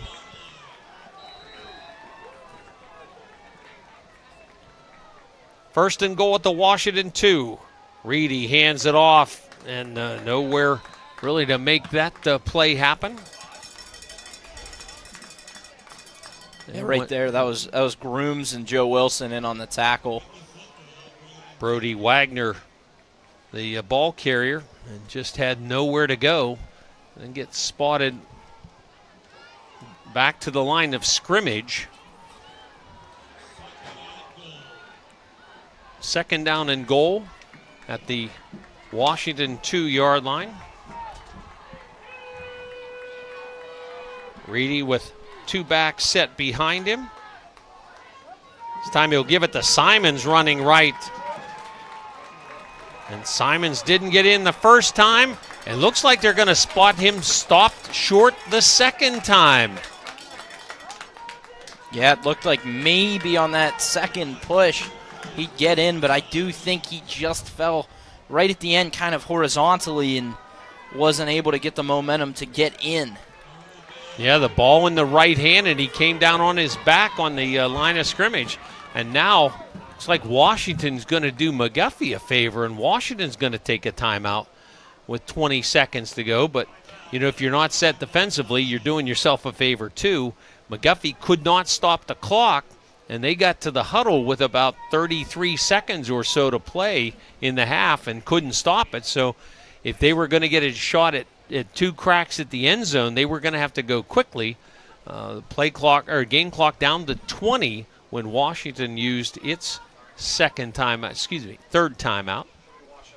And McGuffey, if they can't get this third down attempt in, it's going to be interesting to see if they can even get a fourth down snap off. Like you said, Bob, they almost certainly would not have if Wash High had not used this timeout. Gage Clayton still getting attention on the McGuffey sideline. And again, working on that right leg. The Washington defense trying to pick up its senior quarterback and put the ball on the ground. Blaze Naraskevich stopped what would have been a touchdown right away. And now everybody, almost everybody in tight. Hand off to Simons running the right side, and this time he shoves the ball across the goal line, and the Highlanders get their first points of the season. Yeah, right there, Simons had just enough room and, did what he's supposed to. He kind of just stood upright and let the help come and push him in. 15 seconds to play in the first half. Took about a minute and 15 seconds for the Highlanders to capitalize on the Reed fumble and return by Clayton. McGuffey, though, appears to have lost Gage Clayton for at least the night. Extra point attempt going to be blown dead. Wash High going to be called for being offside. But you can't decline it and take the point because in high school football, the violation of the neutral zone is an automatic dead ball. So college and the NFL, you can let that play go on and take the kick if it's successful, but you can't. The Highlanders can decline the mark off and keep things the way they are if they want to do that, but you can't take the play going on through. And now the Highlanders are coming to the near side to celebrate. Play was whistled dead. I don't know how. Even if. Yeah, the play was whistled dead. The play was definitely whistled dead, even though the kick went on through. I'm not going to dog on high school officials, but I mean you see some peculiar decisions at this level. Yeah, not that it doesn't happen at all levels, but. That play was whistled dead at least almost a full second before the snap even happened. Well, the whistle certainly blew before the ball was kicked. Yeah, absolutely. And they were waving it. They waved it dead. I mean. Yeah, I'm going to assume, because we got no indication whatsoever, so I'm going to assume that the ruling is that the kick was good, so Sam Stout gets a PAT, and it's now a 2-point game. Washington 9, McGuffey 7 with just 15 seconds to play here in our first half. South Allegheny now up 21-7 on Ringgold. And now referee Frank D'Amico coming up the middle of the field. Yeah, you can't. I think we got to go kick the extra point. I'm just telling you. I mean, it's a dead ball. Defensive offside is a dead ball. Even if the ball was snapped afterwards, even if the kick happened afterwards, unless the National Federation changed that rule this winter and nobody knows it. Except the McGuffey coaches and referee Frank D'Amico. Here's my thing, Bob. Even if it wasn't, or even if that was the rule, they blew the play dead. I mean, and I think that they're going to make them kick it. I think that's what they're doing.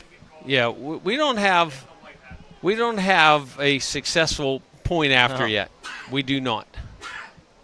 And our eye on the sideline says that the ref said that the dead ball foul forces to redo the kick. Well, that's yes. Thank you, Andrew. That's what he got down there as well. But yeah, you got to take the point off and you got to kick it again, because in essence, officially, he didn't kick it the first time. Second quarter, Amani Christian leads Clairton 7-6. South Allegheny 21, Ringgold 7. And I apologize if I said that before going off on my "you got to kick this again" rant. All right. So now, did McGuffey take the yardage? And the answer to that is yes. One more time, Sam Stout. Dakota Reedy to hold, and Stout's run up. And this kick is good. McGuffey gets their extra point on try number 2. Washington 9, McGuffey 7, 15 seconds to go in the half. Back in just a moment here on WJPA. My Dream Field has a scoreboard with a giant TV. My Dream Field has dugouts for our mascot to dance on. My Dream Field has lights to play at night. And a duck pond. CNX is making dream fields come true by donating millions of dollars throughout Appalachia. Nominate your field at cnx.com/dreamfields. 9-7, a ball game that Washington seemed to have at least control of. McGuffey had that one 9.5-minute drive, though never really threatened to score on that possession. And the Little Prexies got the quick touchdown thereafter. But you put the ball on the ground, and it's not a good situation. And McGuffey took full advantage, nearly got the run back from Gage Clayton, but couldn't finish it off.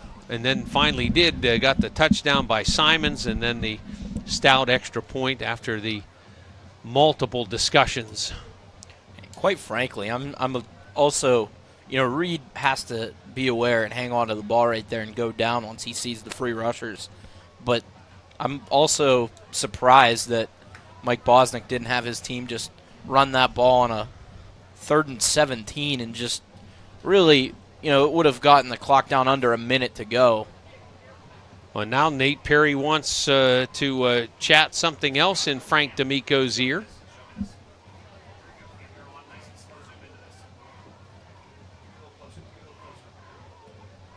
And I'm wondering whether Perry thought they were going to get the yardage mark off on the PAT on the kickoff, but that is not the case. Can't do that either.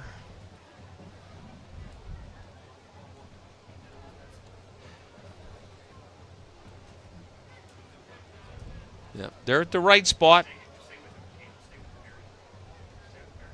All right, Sam Stout ready to kick it off. 15 seconds to go in the half. My guess is the Little Prexies without a timeout, unless they take this one to the house. This is, we're going to maybe see one snap that will end the half. Here goes the run up by Stout, and he'll chip it down the hash mark, and it's going to be picked up at the 18, return up the far sideline and out across the 40-yard line. Nice quick return.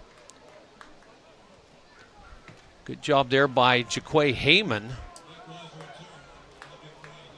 And certainly a lot of people looking for some good things from Jaquay Heyman down the road. And they'll be happy to have those start here this year.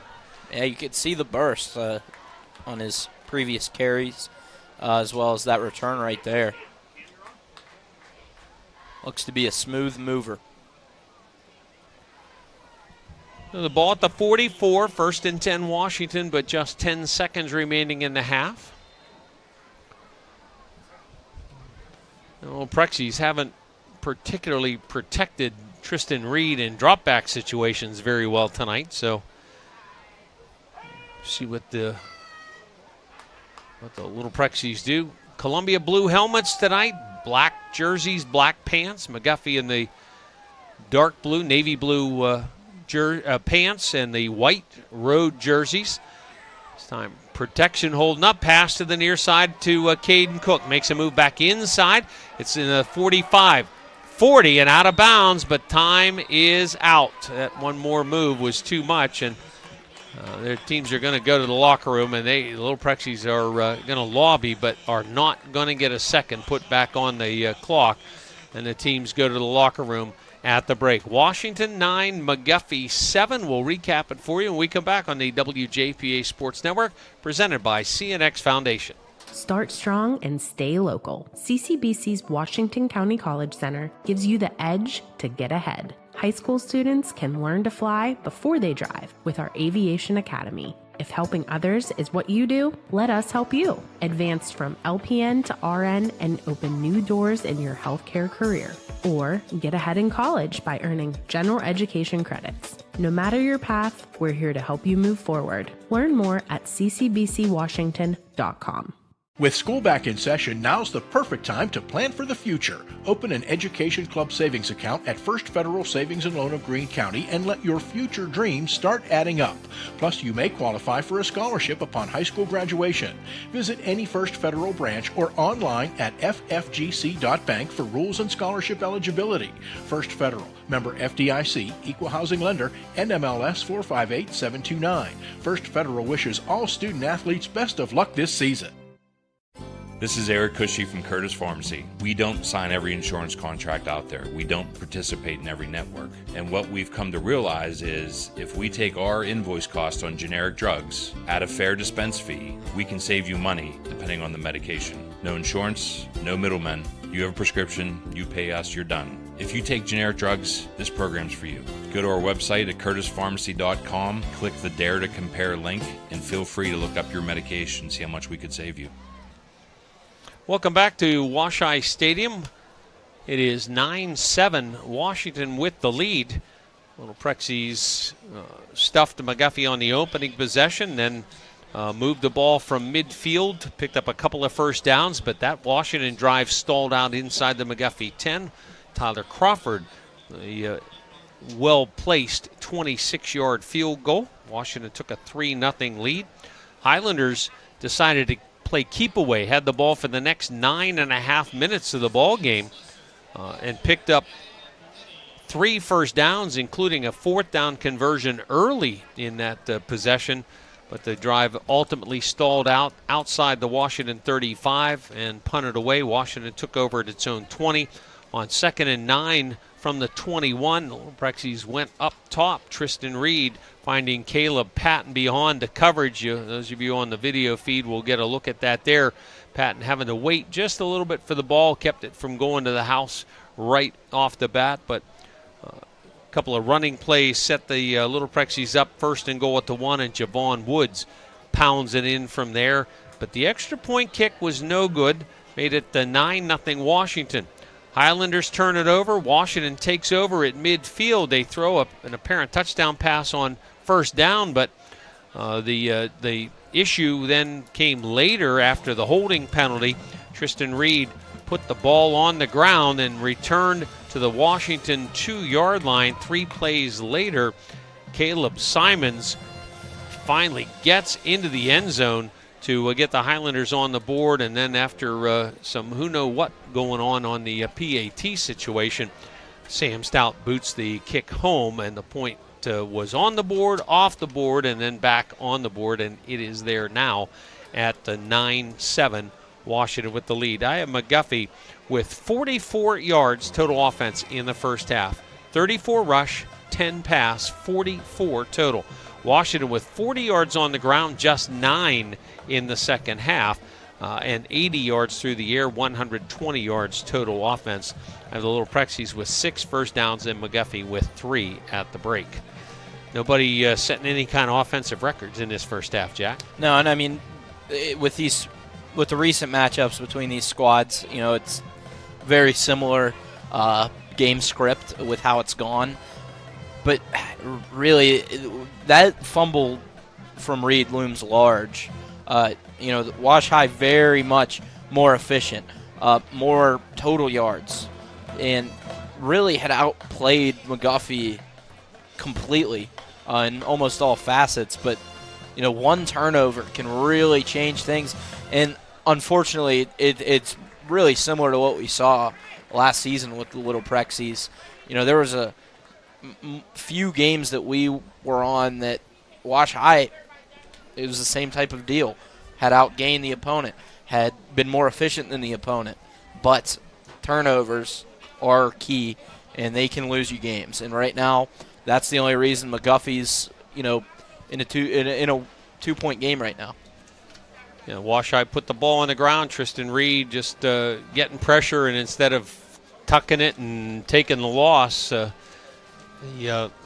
loaf of bread in the open hand there, and the ball on the ground. And good job by Gage Clayton. The downside there for McGuffey is that Clayton got hurt, leg injury of some magnitude on that play, and so certainly hope that he is all right for the rest of the season. All right, we're going to step aside. Coming up in just a couple of minutes, a news update with Lynn Manning, and then we're back for the second half of the opener of the 2025 high school football season. At the break, it's Wash High 9, McGuffey 7. News is coming your way in just a couple of minutes here on the WJPA Sports Network, presented by CNX Foundation. This is Coach Guy Montecalvo for the Washington Greene County chapter of the Pennsylvania Sports Hall of Fame, here to invite you to become a member of our chapter and help celebrate the stories of these outstanding athletes, coaches, and teams. For just $10, you'll have the opportunity to vote for respected athletes, coaches, and teams of yesteryear as we recognize these sports figures for their contributions to our rich athletic tradition. We're the Washington Greene County chapter of the Pennsylvania Sports Hall of Fame. Find us online or hit us up on Facebook and be a part of something exceptional. Hi, this is Mac Chambers of Chambers Insurance Agency. For over 70 years, we've been here for you, your family, and your business. At a time in which premiums continue to rise and policy coverage is more confusing and limited than ever before, we're proud to be your trusted guides. No gimmicks or surprises, just real protection at the best possible price. Personal, business, or bonds, will keep it simple and straightforward, just as we've always done. Chambers Insurance, helping you navigate today's insurance world. Learn more at chambersinsurance.com. Good evening. I'm Lynn Manning with your WJPA halftime report. We're at 82 degrees right now. Overnight temperatures dropping off into the low to mid 60s. And then tomorrow and Sunday, not too bad, but we do have to throw in a chance of showers and storms each day. We'll take a complete look at that forecast coming up. Increasingly authoritarian regime of Trump, and Congress and Rockefeller's loyalty to this authoritarian regime. Thank you. Protesters gathered in downtown Washington earlier this afternoon for a Where's Guy rally in front of Republican U.S. Representative Guy Reschenthaler's office, who represents Pennsylvania's 14th Congressional District. Organizer of the event, Sharon Laffey, says she wants him to talk to the people, and she believes that his only interest is President Donald Trump. Guy Reschenthaler does nothing but try to prove his loyalty to Donald Trump. He does it over and over again. He speaks in this language that is hyperbolic about how wonderful Donald Trump is. He goes on Fox News exclusively. He says the one big beautiful bill is good for Pennsylvania, and it's not. Laffey says she's been trying for the past 6 years to get Reschenthaler in front of his constituents, but he has never held a town hall. Police in Pittsburgh say they have identified a person of interest following reports of multiple sexual assaults on the north side. In an update on their Facebook page, police said the assaults occurred in the area of East Ohio Street in the early morning hours between 1 and 3 over the past 2.5 months. Now, detectives said they've been made aware that there may be other victims in that same area who have not reported the assaults. Police are asking for anyone who may have encountered the suspect to call them with the information. The name of the person of interest has not yet been disclosed, and police say they are still conducting an active investigation.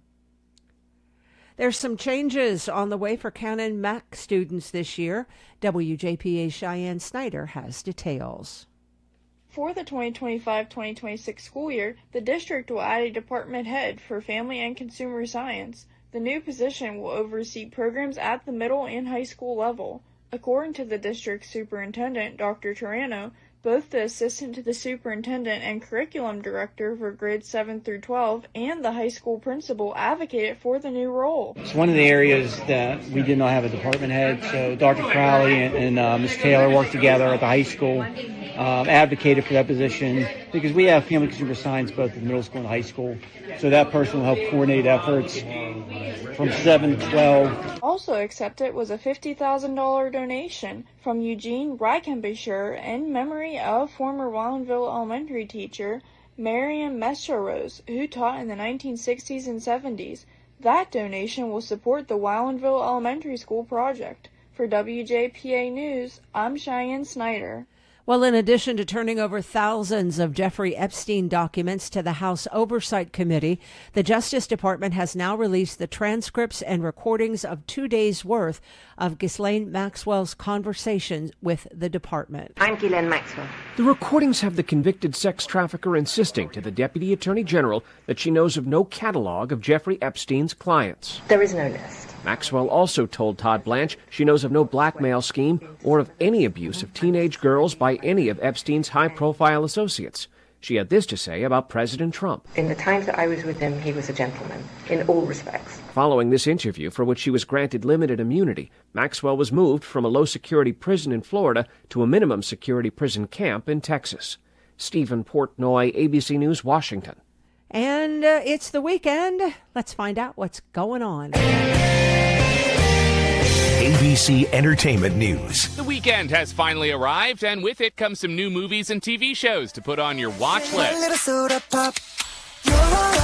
Netflix is bringing its summer smash hit K-pop Demon Hunters to theaters for a limited run of sing-along screenings. The animated musical debuted on the platform back in June and is already the second most watched movie ever on Netflix. What were you expecting? Paradise? There's also Eden, a new thriller based on the true story of European settlers who moved to a remote island in the Galapagos. Director Ron Howard tells ABC Audio he hopes people make the trip to the theaters. But then talk about it and get online, because it's wild. It's who these people were, where they came from. You know, we couldn't pack it all into one story. And streaming on HBO Max, you can catch Season 2 of Peacemaker, the DC superhero show starring John Cena. Mike Dubusky, ABC News. On Wall Street, the Dow closed up 846 points, the S&P was up 96, and the Nasdaq was up 21,496, 396 points. And in sports, the Pirates playing this weekend at home. They host the Rockies. Your forecast, clear skies, a low of 64. Sunny tomorrow, maybe a few showers and storms, and highs near 87. Currently, it's 80 at WJPA. Nobody wants to be involved in an accident or break down on the road. But if it happens to you, call the local company that cares. McAdoo's Towing and Crane has been family-owned and operated since 1965. They offer 24-hour towing, recovery, and hauling service for all size vehicles. And with a 15-crane fleet, McAdoo's can handle those situations where you just need a lift. McAdoo's Towing and Crane. Their business is picking up. Call 724-484-7300. For Sunny Days In-Home Care, John Bennett. We go into individuals' homes and provide non-medical care for mainly senior citizens, but also people with disabilities. We do stuff like bathing, grooming, meal preparation, take people to doctor's appointments. Someone needs a little bit of assistance to help them stay in their home instead of going into a facility, and we like to come in and be the people that do that for them. Sunny Days In-Home Care, providing compassionate care for your loved one in the comfort of their home. Find out more, sunnydaysinhomecare.com. Welcome back to Wash-I Stadium. The Wash-I band out on the field. Nice performance from the McGuffey band just wrapped up a few moments ago. Check scores for you. What we have, Cannon-McMillan 14, no, that's backwards.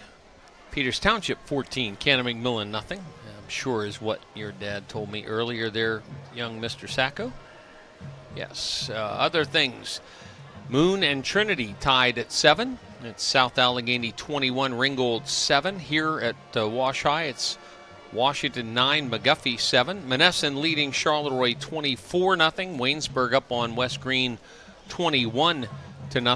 Last word we had on Avella Eagles at home leading Mapletown 13-0. And I know we have the Eagles. Actually, we'll see Avella the end of this 6-week opening stretch.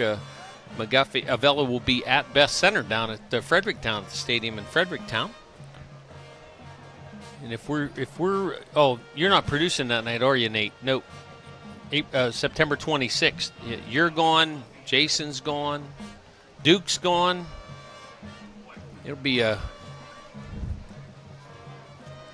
Bob, Jack, and 3 guys named Jim. Other action last we heard Jeff Morgan leading Chartiers Houston 12-7. I can tell you that Amani Christian is leading Clareton 13-6 in the second. North Allegheny a 28-26 win final over Woody High. And big volleyball powwow in Pittsburgh. Number 1 Nebraska wins the first set, beating Pitt 25-22. Pirates are leading the Rockies 5-0. And Andrew McCutcheon spoke with his mouth the other day and speaking with his bat today. 4 runs batted in. And the words that Andrew McCutcheon spoke sounded a whole lot like those that Paul Skeens spoke about 10 days earlier about we need to move. We need to bring people in. We need to spend money. We need to get bats. We need to act. Absolutely. I was, of course, ready to say, welcome to the party, fellas. Some of us been shouting that since 2015. Yeah, the difficult thing, too, though, this offseason, not too many, great free agents. So Buccos might need to make some moves via trade, which, honestly, I'm sure that would be the method they'd prefer to go, but will that happen?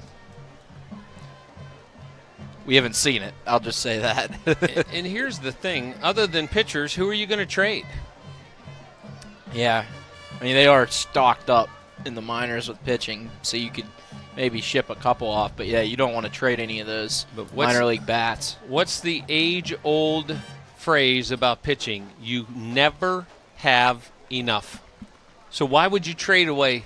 Yeah, that's true. I mean, you look at the Dodgers this year. I remember people were talking about how they had 10 potential starting pitchers coming into the year, and they are still short on pitching after having all that, all those arms that could go for them. Well, and all the money they can spend to bring free agent arms in if they wanted to. But, we get this update on the Avella game now, 28-0 Avella leading at home against Mapletown.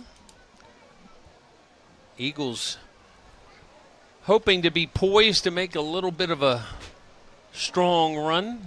Tri-County South action. We'll see them we'll see the TCS a couple of times this year.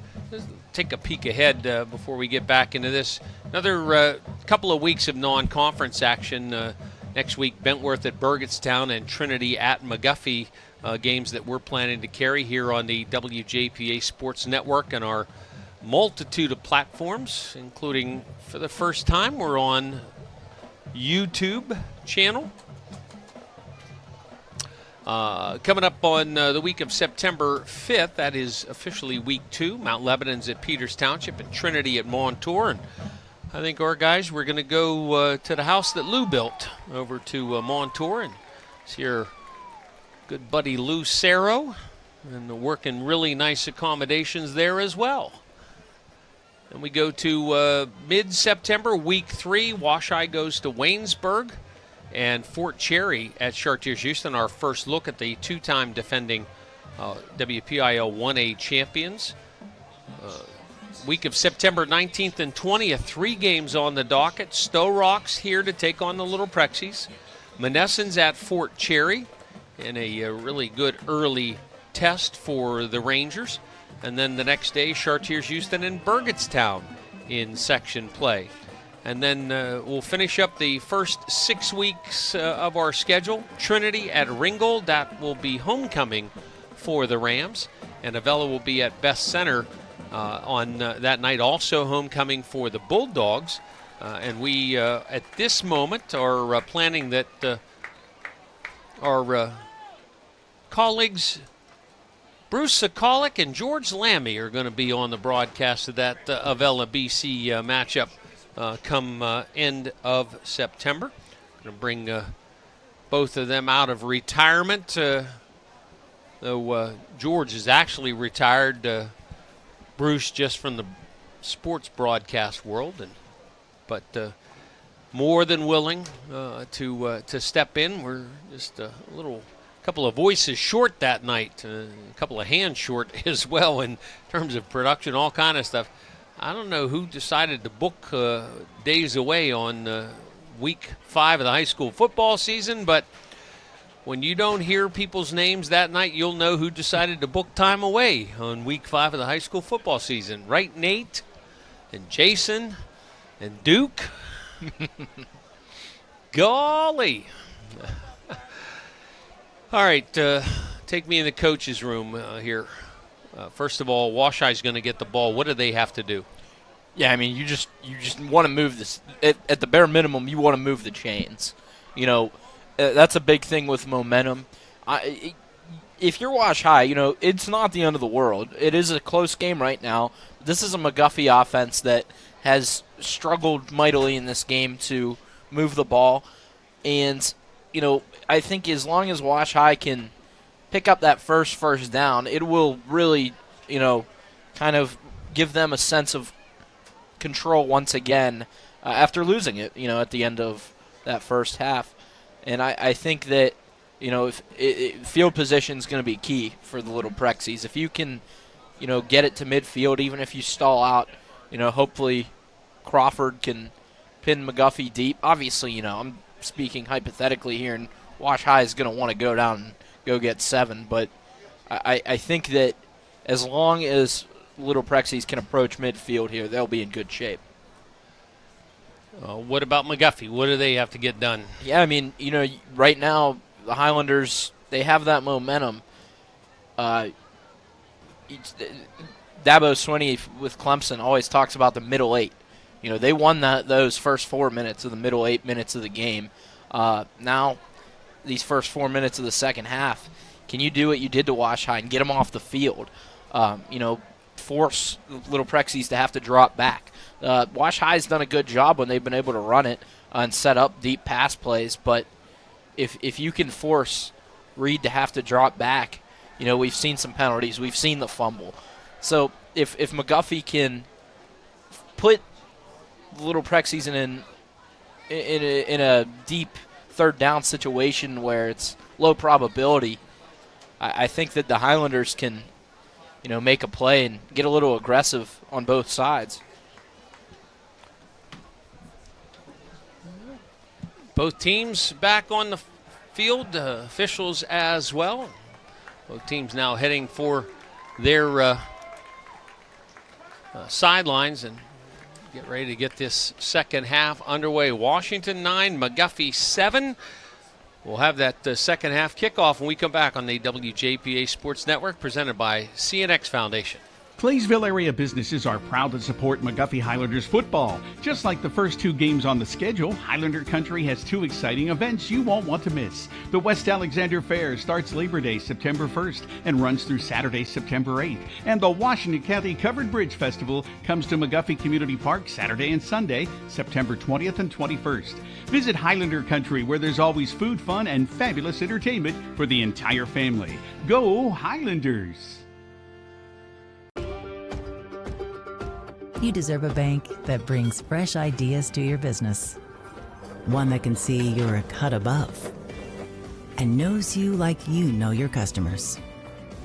At Washington Financial, we pride ourselves on preparing personalized solutions, ones that cater to the unique needs of your business. Go with the bank that gets you. Washington Financial Bank. Get word from Waynesburg that the Raiders have now gone to running clock at home, leading West Green 35-0. We'll see those Raiders in a couple of weeks when Wash-I travels that way to take on Joe Kuhn's squad. McGuffey with the ball teed up. Washington set to receive. And the second half is underway. Stout's kick is short. It'll be taken at the 30-yard line. On the run back by Jamari Walker, up over the 40, the 45, and corralled at about the 48-yard line, 18 yards thereabouts on that kickoff return. Very short kick from Sam Stout. Yeah, it was a really nice return on, a kick where you wouldn't expect one. Only thing I have to say about Walker, though, right at the end of that, kind of stuck the ball out a little bit. Have to be a little bit careful, especially coming into the second half. Definitely don't want to give that ball away. Yeah, this is a 2-point game because of one turnover already. 1st and 10, Little Prexies. A single wing alignment. Give the ball to Caden Cook, and Cook over the right side into McGuffey territory for a first down. Yeah, and that was actually Woods who was taking the snap right there. He gave the handoff, and we saw Nelson coming across. That's the offense we saw at the end of last season. I think that Wash High was going to try to maybe hide it a little bit, in this non-league matchup, but they break into that single wing. And I'm just going to go back to something I said last year at multiple occasions. That's their best offense. That's what they do best. Yeah, and I know in the preparation of this week, I had heard some things. They might try to hide that a little bit. I honestly didn't really understand that. You want to get as many reps with that system as possible. I know it's not the most difficult one to run, but it's one that they found success with a lot last year, so they might as well just stick with it. I know they like to spread things out, and they have a lot of talented playmakers on the outside, but you can still manufacture touches for those guys. And who are you hiding it from? Your schedule last year was McGuffey, Steel Valley Union, Waynesburg, Stowe Rock, South Park, KO, Charleroi, Carleton, Seton, LaSalle. Guess what your schedule is this year? McGuffey, Steel Valley Union, Waynesburg, Stowe Rock, South Park, KO, Charleroi, Carleton, Seton, LaSalle. You're not hiding it. Yeah. They all have film on it. They've all seen it. Absolutely. Run it to perfection. All right, the injured player was McGuffey's Brody Wagner, thus the stop. And now right back to that single wing alignment. Fake it one way, bring it back the other. Spinorama off contact. 30, 25, 20. Turning on the Jets and finally knocked out of bounds. There you go, Jaquay Heyman.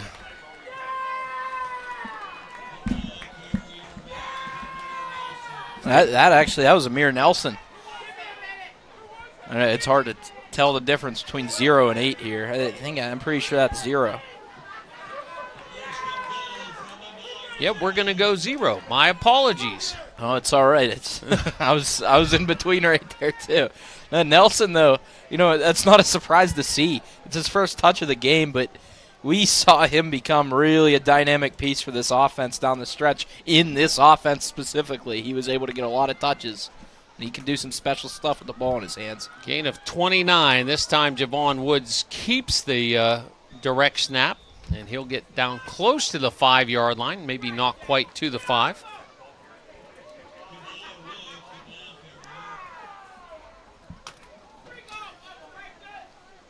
And, you asked me what I thought a successful situation would be for Wash High. I said as long as they get past midfield, well, they've come out in this offense that they're very comfortable running in.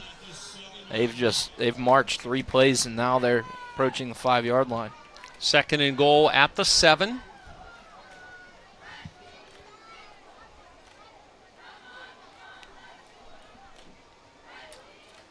Cook to the right side. Inside the 5, cuts back to his left and goes down at about the 2.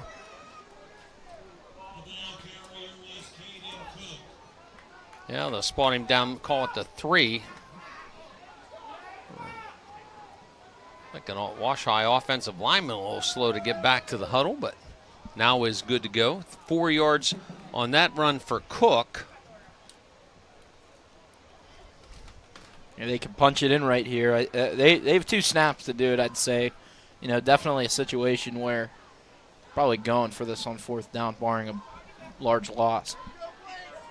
Direct snap and into the end zone. And that is Blaze Naraskovich with a touchdown run. Yeah, and that's one thing I really like about when Wash High runs this offense. You could get the ball into really the hands of any of your playmakers by putting them in any of those spots. See Naraskovich, a talented wideout on this team, and he gets the rock there on a direct snap and just punches it in. I mean, there's so many talented playmakers on this Little Prexy offense, and as you mentioned, when they go into this offense, that's when they're really comfortable and they can really mix it up. Extra point attempt. Tyler Crawford on the run up. And he pulls this one wide to the right. Missed one earlier wide left. Yanks this one wide to the right. And so the Little Prexies settle for just the 6 points. Now Washington 15, McGuffey 7. Kickoff on the WJPA Sports Network, presented by CNX Foundation. Join the team at Schweinebraten Bus Company, a family-owned business in Washington. Schweinebraten Bus Company is hiring. Earn highly competitive wages with paid training and sign-on bonus, plus holiday and loyalty bonuses. Learn more. Call 724-222-4113. Proudly serving the area since 1929. Schweinebraten Bus Company, the shiniest school buses in town. Looking for great drivers like you. Call today, 724-222-4113. Friday Night Lights brings our communities together, but too many families in Washington County are being torn apart by opioid addiction. I'm County Commissioner Nick Sherman, and I want you to know you're not alone. Help is here. If you or someone you love is struggling, call our confidential hotline today at 724-228-1234. Together we can fight addiction and build a strong future for Washington County. 724-228-1234. Kickoff taken deep by Driston McAnallen as he crosses the 25-yard line. The resistance gets him slowed down enough and finally stopped. But McGuffey will have the ball for the first time, now down by an 8 spot. Trailed earlier by 9, got the fumble gift and then the touchdown. We've really yet to see still as well that McGuffey actually put together a complete offensive drive. I mean, there was the one long drive early in the game, a 13-play possession for the Highlanders, but even that one, they only gained 41 yards and weren't able to put any points on the board. Peters Township 21, Cannon Max 7, that game at the half. 1st and 10, McGuffey from the 28. Caleb Simons gets the call, and he is hit behind the line of scrimmage and won't get back to the line. This time there was no get off. No, he got squared up right there. I think it was Grooms and Nemeth in the backfield. And Trenton Grooms has made his presence felt on the defensive side of the ball today. Just getting downhill, playing aggressive, not really, trying to do too much. Just kind of see ball, get ball, and hit that ball carrier. 9:20 to play, third quarter. Washington 15, McGuffey 7. We'll see the Highlanders next week at home. They get back to the ranch and will take on Trinity. Dakota Reedy up under center on 2nd down and 11 from the Highlanders 27. Running play going around the left side. Going to get the loss back plus another yard out to about the 29 for Manick, the ball carrier. And Little Prexy defensive line has really straightened things up after, early in the game, I thought that, they were getting pushed around a little more than they would have liked. They're just kind of surviving and allowing this linebacker unit to just go attack the ball, and they're doing a good job of it. Yeah, Denny Fermanic, the ball carrier there, to the 29. And now 3rd down and 9 for the Highlanders, and flags from the referee, umpire, and at least one of the wings. False start against McGuffey. Yep. That would be the left guard again. Yeah, it's Evan Conklin. Just a sophomore, and this is growing pains. I'll take the ball back to the 24. 5 penalties is what I have against the Highlanders. Yep. All of the same variety. Yep. All pre-snap, all very, avoidable penalties. Self-inflicted wounds. And now the Highlanders break the huddle and run right to the line of scrimmage. Reedy up under center.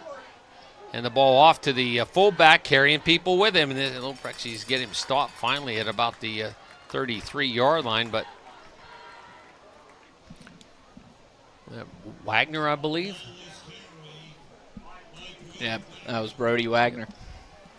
Really nice job by Wagner to gain as much as was there for him, plus some. I mean, he created some yards, but they were pushed back due to that penalty. 10-yard carry for Wagner, but leaves the Highlanders 4th and 4. And Sam Stout in punt formation. Good snap. No pressure. And low angle kick is away. Knocked down, picked up at about the 37 by Cook.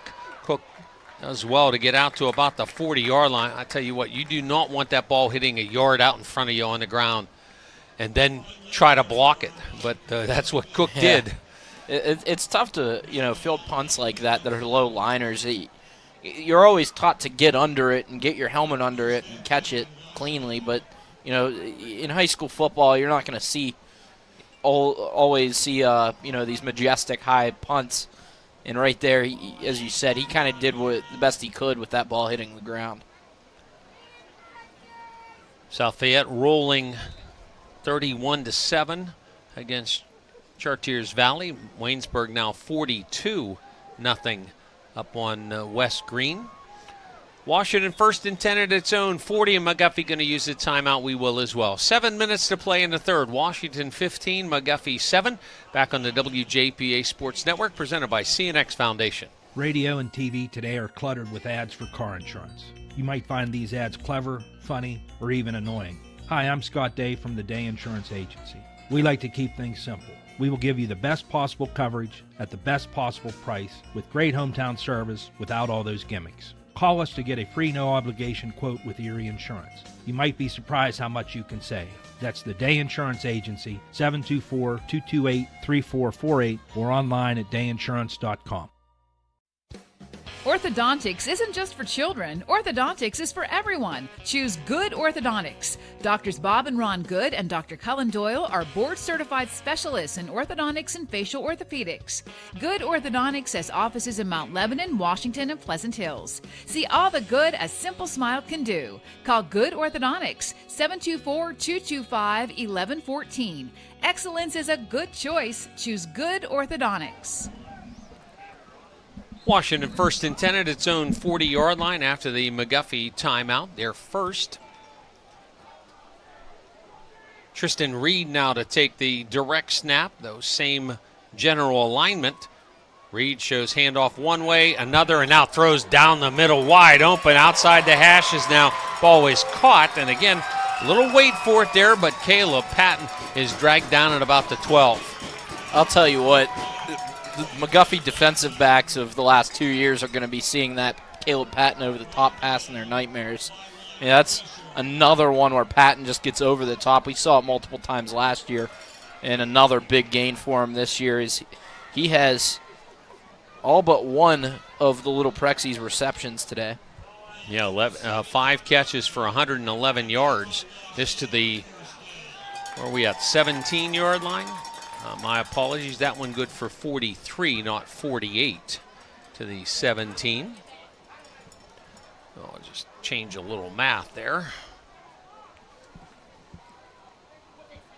106 receiving yards. Snap is over the head and now on the ground, and the Highlanders are unable to get to the bobbling pigskin because Caleb Patton came and got it. Yeah, and that's a nice job by Patton as he was on a blocking assignment right there. And He goes all the way back to get that football. There's also a flag down on the near sideline. I hope this is not a sideline warning. Oh, your favorite right there, Bob.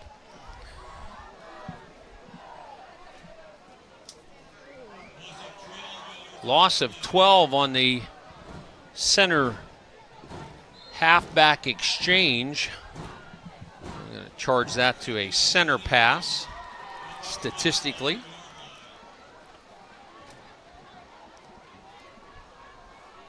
Yeah, I don't know of a greater waste of time in high school football.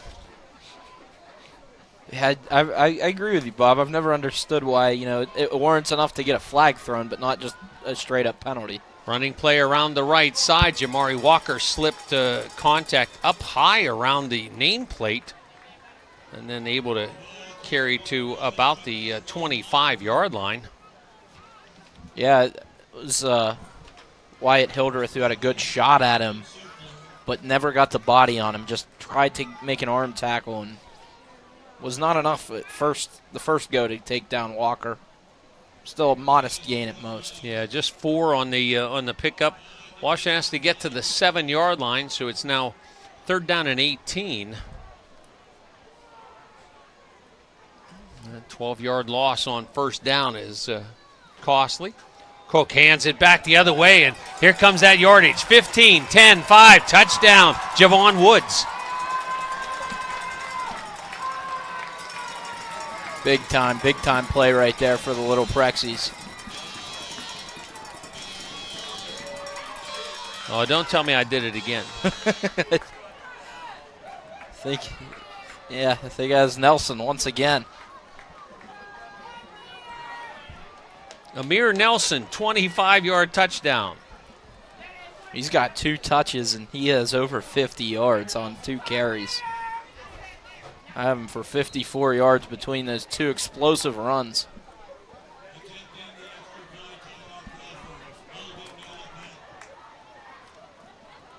Extra point attempt by Crawford. This one looks to be between the uprights.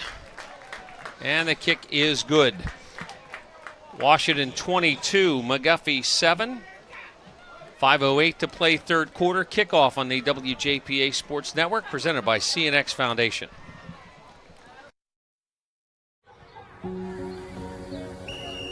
My dream field has a scoreboard with a giant TV. My dream field has dugouts for our mascot to dance on. My dream field has lights to play at night. And a duck pond. CNX is making dream fields come true by donating millions of dollars throughout Appalachia. Nominate your field at cnx.com/dreamfields.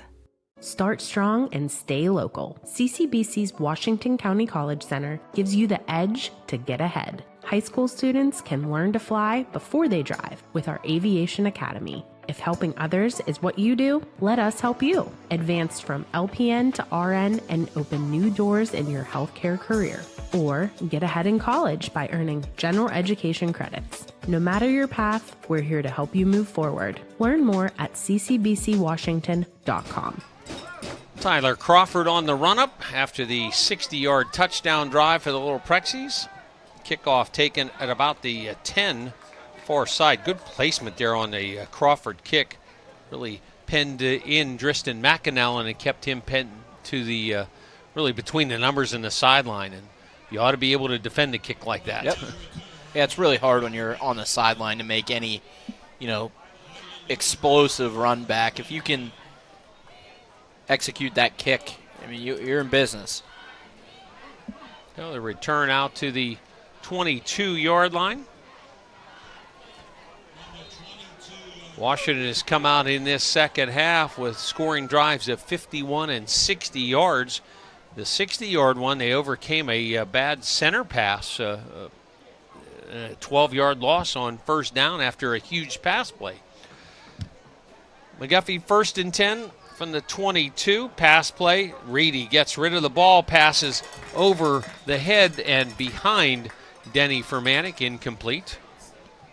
Yeah, Fermanic got behind Reed, and Reed was able to recover a little bit. If that throw is a little bit shorter, Reed may have had a chance to make a play on it with how it was kind of just lofted up there. A couple of more score updates. Monessen now leading Charleroi 32-0. That's in the third. That's a running clock. Peters Township has added a touchdown to lead Cannon-McMillan now 28-7. South Allegheny 28, Ringgold 7. Second down and 10 from the 22. Dakota Reedy up under center. Action going to the quick hitter, and that play straight ahead for very little. Looks like Brody Wagner, the ball carrier again. Yep, it is. And Wagner on that quick hitter actually turned it into an 8-yard pickup. I apologize. That was a nice carry by Wagner. He saw the hole and had to cut back into it. Quick cut, and was able to pick up those yards. Highlanders have just 3 first downs in the ball game. Looking for number 4 here. 3rd down and 2 at their own 30-yard line. Play up over the left side, and again, enough this time on a quarterback keeper. Dakota Reedy will move the sticks. He'll pick up about 4, maybe 5. Yep, going to call it 5 out to the 33. Oh, math's messed up here. Yep, that's gain of 3 to the 33. Thank you, sir. My brain told me one thing, and my eyes told me something completely different. Just the 4th carry for the quarterback. Runs of 5, 3, -1, and -4 on the night. Yeah, that's first and 10, a false start, just as the right slot for Manick went in motion, movement inside as well, and did not get away with that. False start number 6. Well, you just had a good sequence, and now you give 5 of that back. Yeah, it's really, really, really tough to survive. Well, and already the Highlanders' offense is not designed to quick strike. No. So they're down 22-7, so you're down 2 touchdowns, plus a 1-point and a 2-point conversion to try to tie the game. You only have 15 minutes and change to work with, and you're going backwards.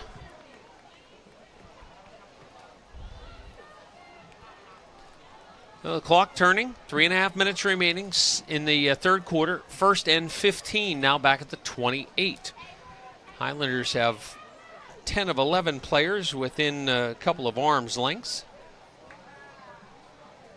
Reedy on the keeper, fake to the fullback and a slot, and then kept it himself and snowed under for a loss. Yeah, Trent Grooms, once again, was not fooled.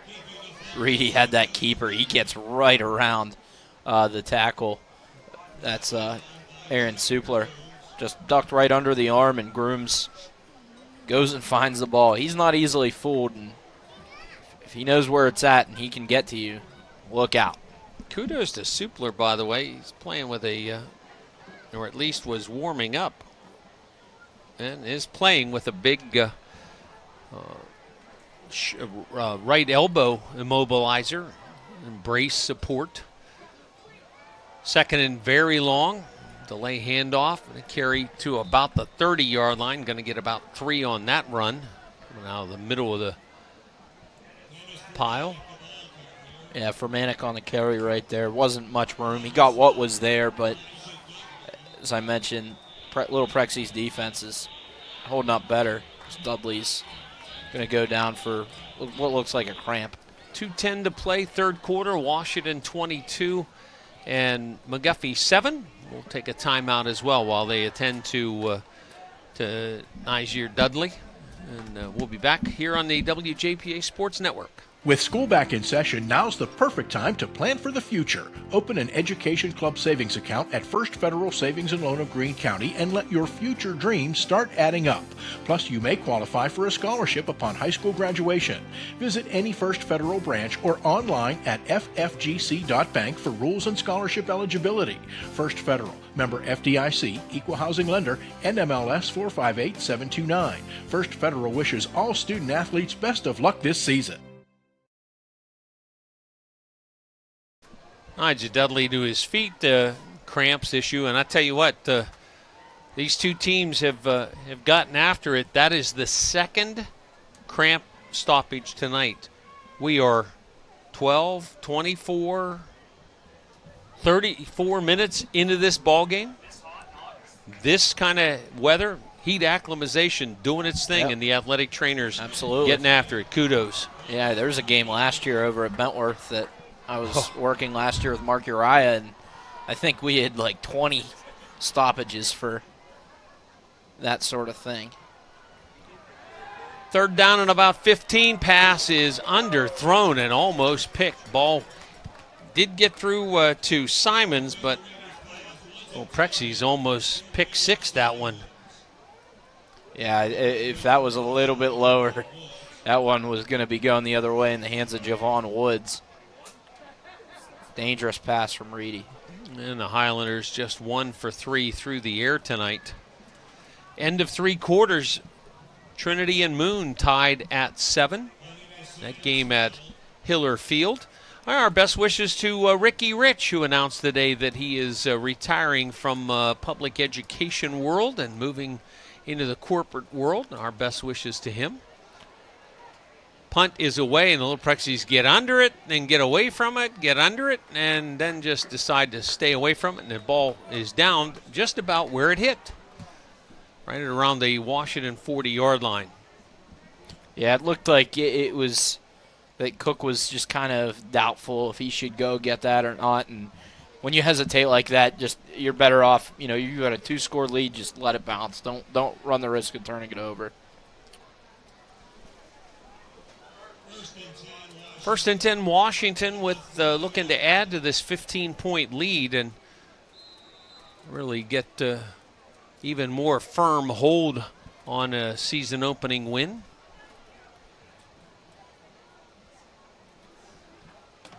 Prexies have it at their own 40-yard line.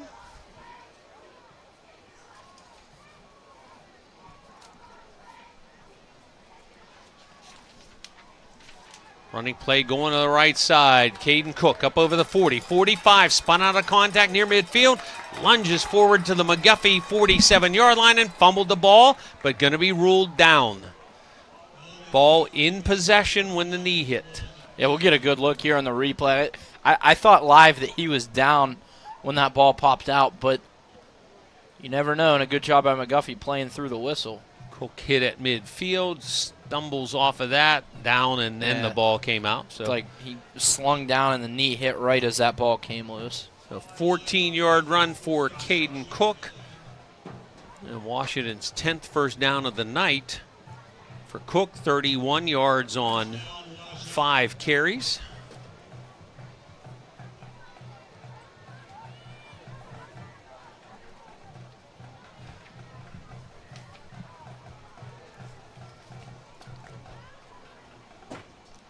Tristan Reed takes the snap, hands it off up over the 40, 35, and down at about the 31-yard line.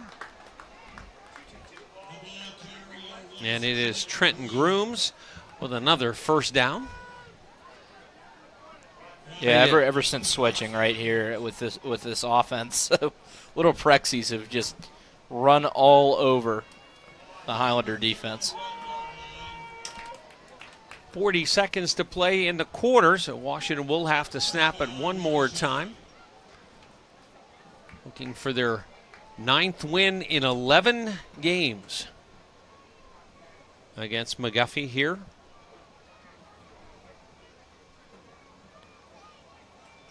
Snap went to the fullback, carry inside the 30, the 25, the 20, and finally stopped. Maybe Naraskovich once again.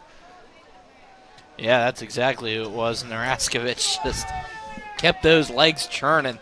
And that'll end the quarter. Washington doesn't have to snap it again. They've moved the ball 3 consecutive first down carries, 14, 15, and 11 yards, and we'll end the quarter with that.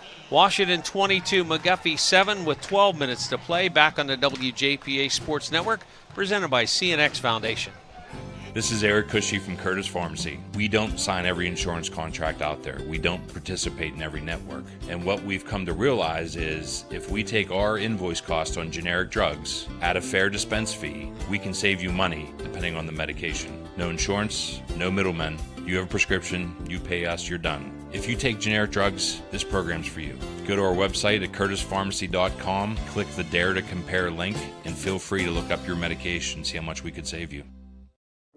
This is Coach Guy Montecalvo for the Washington Greene County chapter of the Pennsylvania Sports Hall of Fame, here to invite you to become a member of our chapter and help celebrate the stories of these outstanding athletes, coaches, and teams. For just $10, you'll have the opportunity to vote for respected athletes, coaches, and teams of yesteryear as we recognize these sports figures for their contributions to our rich athletic tradition. We're the Washington Greene County chapter of the Pennsylvania Sports Hall of Fame. Find us online or hit us up on Facebook and be a part of something exceptional.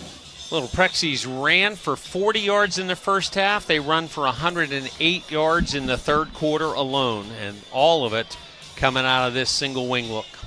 Yeah, buck 51 on 12 plays in that quarter of total offense. I mean, just a dominant offensive quarter for the Little Prexies, and I'm sure they're looking to keep on cashing it in here in this final frame. McGuffey at 78 yards total offense in the ball game, 68 yards rushing, 34, doubling their rushing attack in that quarter. Washington 1st and 10 at the 20. Reed handles a high snap, fakes a handoff, and now trying to give some ground and buy some time. Roll out near side, referee takes out two McGuffey players, and a pass downfield is not caught. But right now, let's incomplete pass. Let's look back and see if Frank D'Amico is okay. Well, D'Amico got caught in a place, and then he realized, I got to get out of here, and two Highlanders went down with him. Reed's pass downfield, the receiver slipped and cramped up as well and is still down. So we see our third cramp situation, but and the receiver slammed on the brakes, tried to get back to that pass a little behind him. But as you saw there, attention on referee Frank D'Amico. Nice job there by Reed to keep that play alive. All of a sudden he looked up and he got all kind of people in his face. But that pass downfield may have been Naraskovich again. Yeah, that was intended for Naraskovich. That was a chaotic play. See that Naraskovich got up. Hopefully, D'Amico's good as well. He's up and moving around, so he seems like he's in a good spot in what looked like it.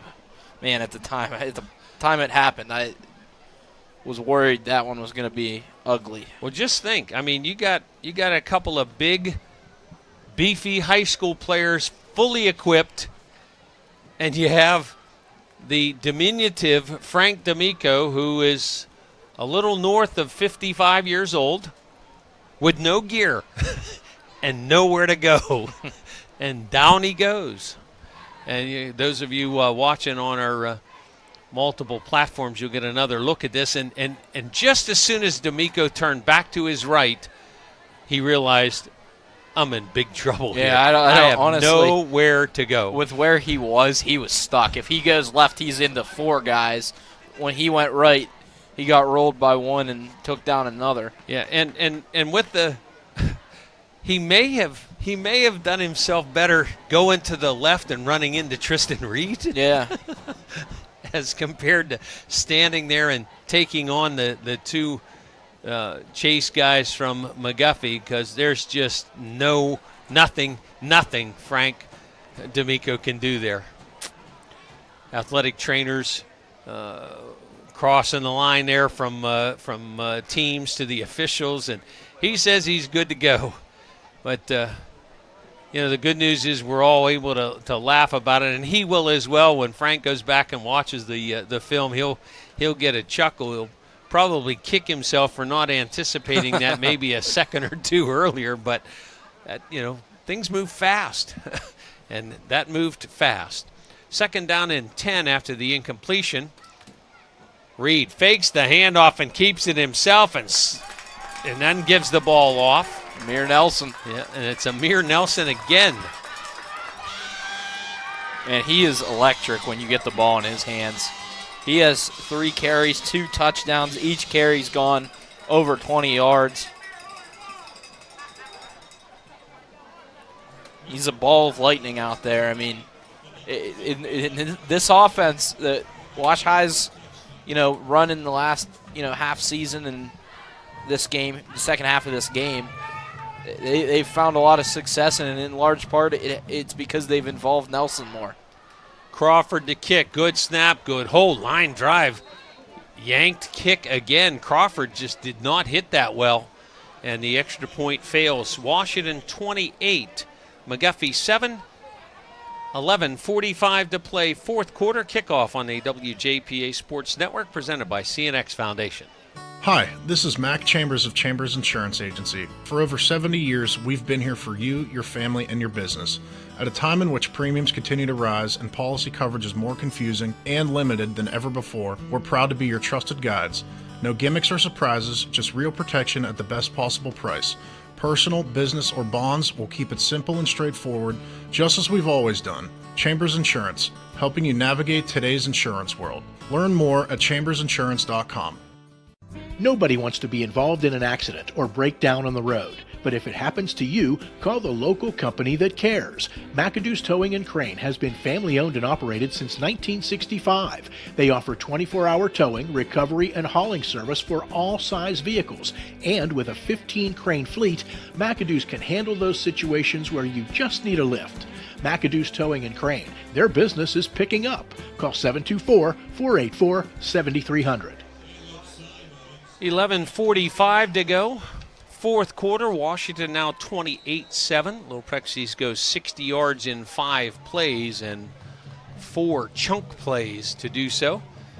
Simons, McAnallen will have the kickoff hit between them, and it bounds into the end zone for the automatic touchback. So McGuffey will again take over at its own 80-yard line. You've got to give kudos to Tyler Crawford. You can kick off the ball that way all year long. Pin teams deep, make them go 80 yards. Look, that's something. We see Division III kickers struggle with getting the touchbacks, and I grant that it's from a different yard line, but that's certainly an asset just to have that ability to just pin a team back and not have to worry about a dynamic kick returner. Well, and think back what we saw from Washington in the last couple of years, trying to line drive kicks and hit front wall people or chip it, little chip shot, 15 yards and just try to go down and take it.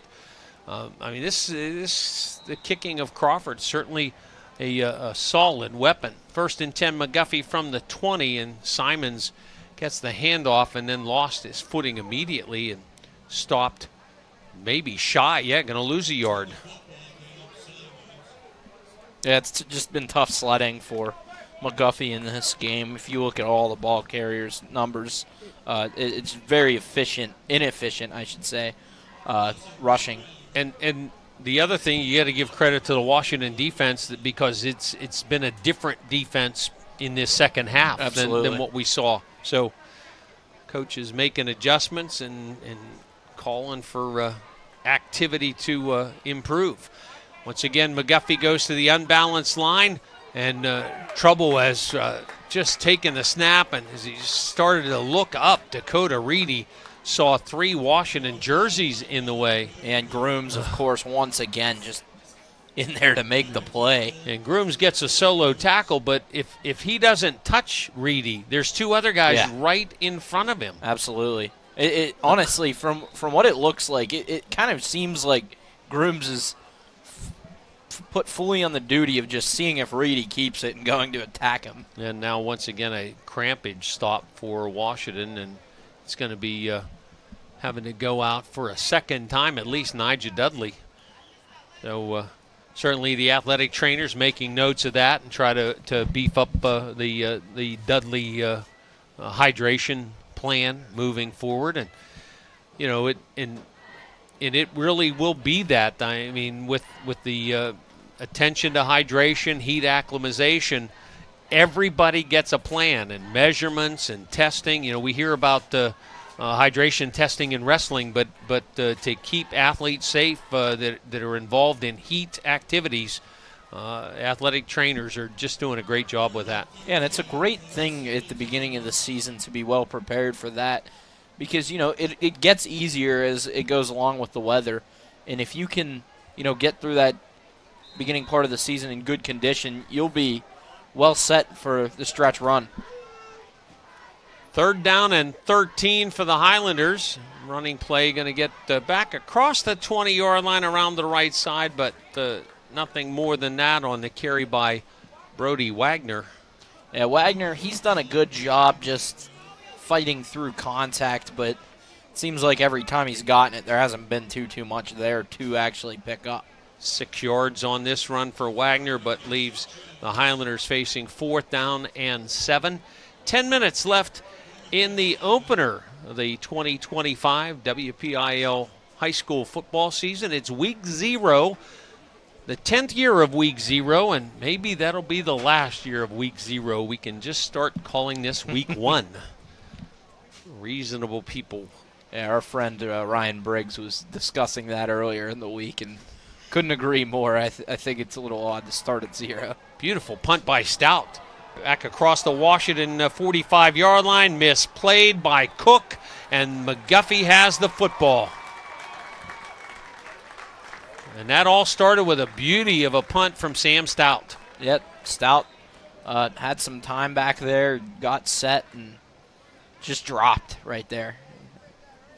Caden Cook that time. That one was one of the easier ones that he would have been able to grab, and he just dropped it. I don't know that it was Cook. That might have been Nelson. Yeah, that might have been Nelson right there. Nelson dropped it, and then Cook tried to get to it. But injury timeout on the field as well. And yeah, it was Cook, and Nelson made an attempt to get to it. So it was Cook Muff? Yep. Yeah. All right, Cook's Muff. All right. Man, Amir Nelson giving us some trouble with identification. Well, the Highlanders down 28-7, got down the field on that great punt and covered it well when the ball came loose. Going to make his way to the near sideline. Aaron Supler, leg cramps stopped the action there, but. The Highlanders are going to have the football at the Washington 42-yard line.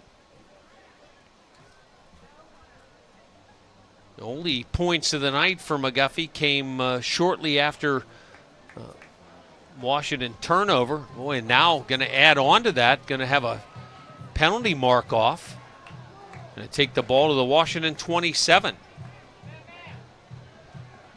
So I'm going to guess that was unsportsmanlike activity. And that, we talked earlier about the self-inflicted penalties on McGuffey, the false starts. That's all controllable, as is unsportsmanlike conduct. It's controllable, and you have to have control. You're up 21 points, probably not going to hurt you tonight, but you can't afford it. 9.5 minutes to play. Ball at the Washington 27 now for the Highlanders. Reedy with slots both ways. Fullback behind. Movement on the O-line, and it's going to get whistled dead.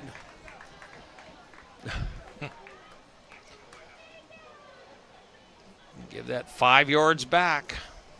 There's really nothing else to add about it at this point. It's just something that McGuffey's, I'm sure they'll really focus on that in practice next week, but they need to, because this is not good, the way that they're jumping before the ball. 7 false start penalties on the McGuffey offense. You're the one who knows the snap count, too. I mean, you are the ones who have it timed up, so it's really kind of unbelievable. So 1st and 15 now at the 32 for Manick. He gets lost the it. carry, lost the ball, but I think he may have gotten it back. A little juggle. Got it back and was going to pick up about 5 yards on the run. Yeah, he was bursting right through, and the ball just got punched out. I think it was Grooms just kind of got the fist inside of his arm and punched it loose. That was a gamble by Grooms, because if he doesn't get the ball right there, Manick's probably picking up more yards. For Manick, McGuffey's leading rusher with 8 carries for 33 yards unofficially. 2nd down and about 10 at the Washington 27. 8:10 to play in the ball game. 28-7 Little Prexies. And now motion to that unbalanced set. This time the Little Prexies react very nicely. Hand it to the slot, trying to cut back, and there is no cut back. That was Caden Cook right there, who was able to burst into the backfield and make the tackle. Yeah, Furmanek actually had to go wide to get around his quarterback, and the Little Prexies were all over it, and Furmanek loses a half yard. Yeah, we'll call it no gain and leave it right at the 27. 3 receivers go to the right. First time tonight we've seen this. Simons, Furmanek, and Fisher that direction. Running play coming up the middle with some room. And a carry down inside the 20-yard line on the run by Brody Walker's going to get a first down. Yeah, I really like that to go wide right there and spread out the defense a little bit. It gives these running backs, who all they've been doing is just smashing into these loaded boxes, and now they give Wagner opening and some spaced out turf. 11-yard run for Wagner.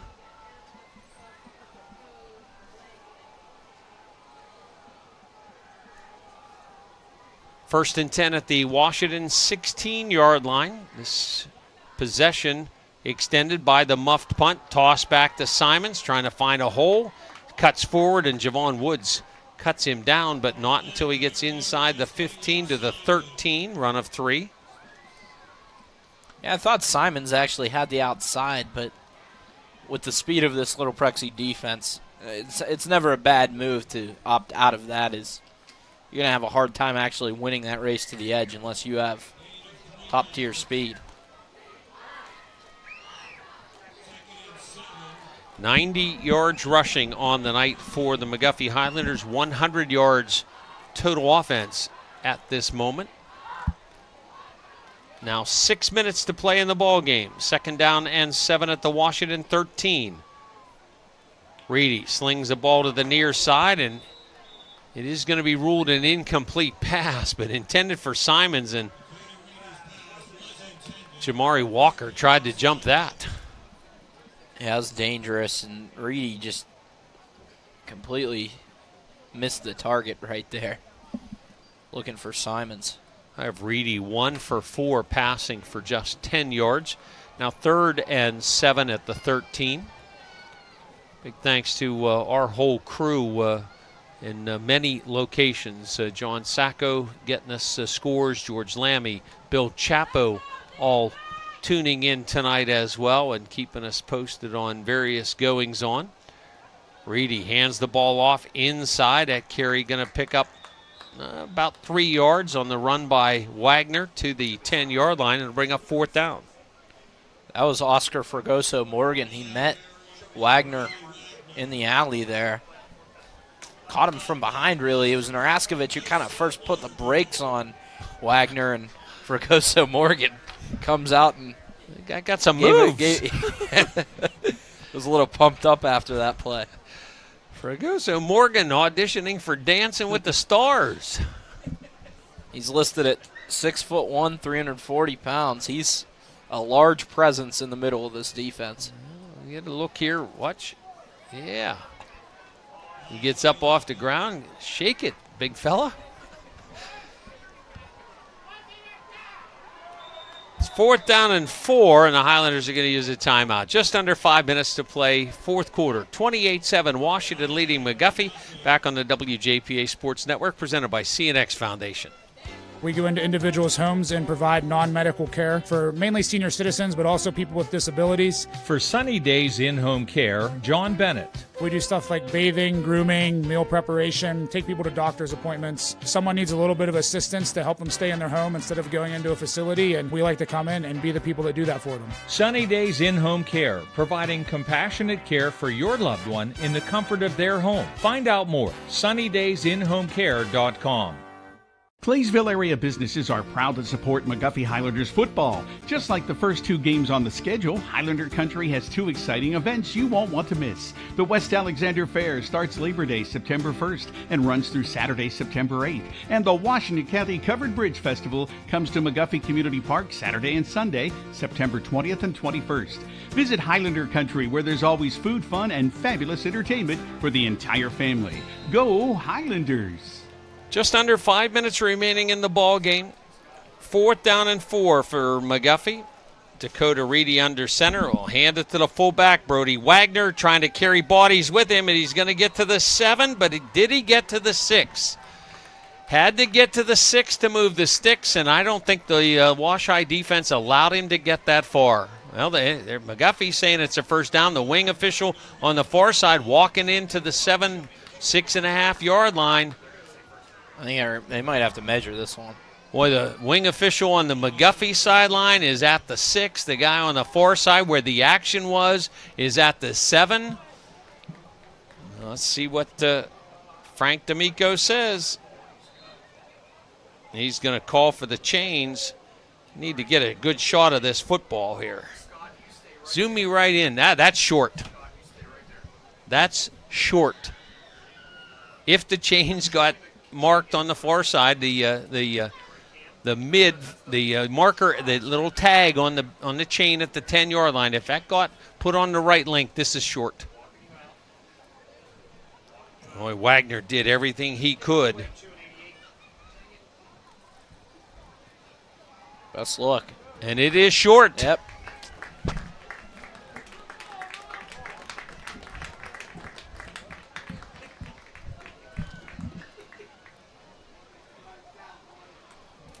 I'm going to do a little Fragoso Morgan dance.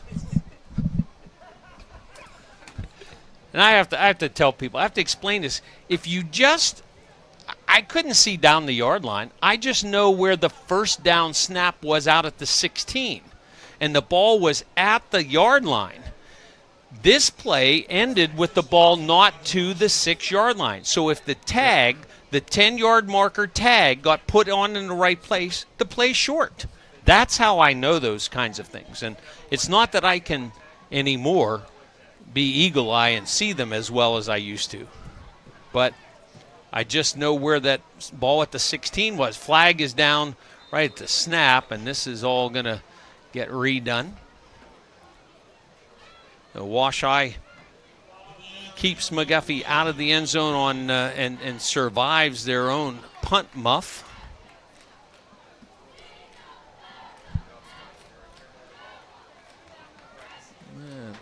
Looks like a motion penalty against the Little Prexies.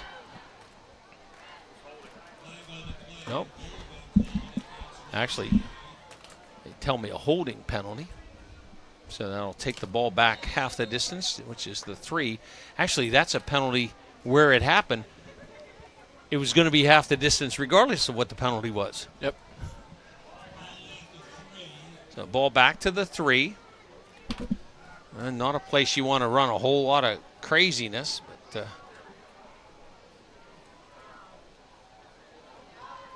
Tristan Reed hands it off in the end zone. Trenton Grooms started right, cut back left, got out to about the 5-yard line, maybe the 6.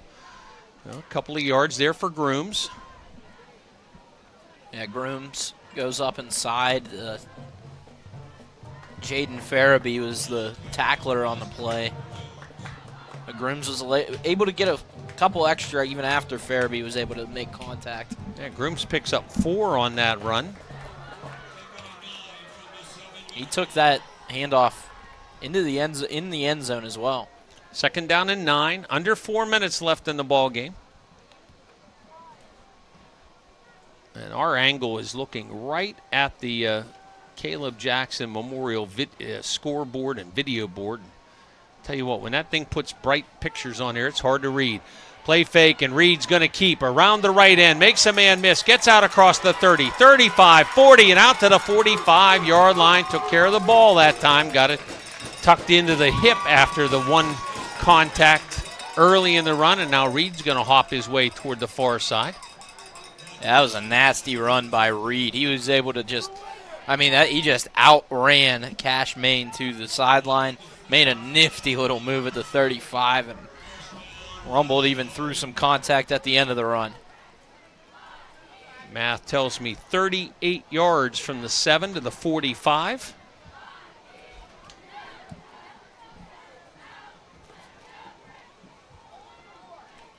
First and 10. Running play back the other way.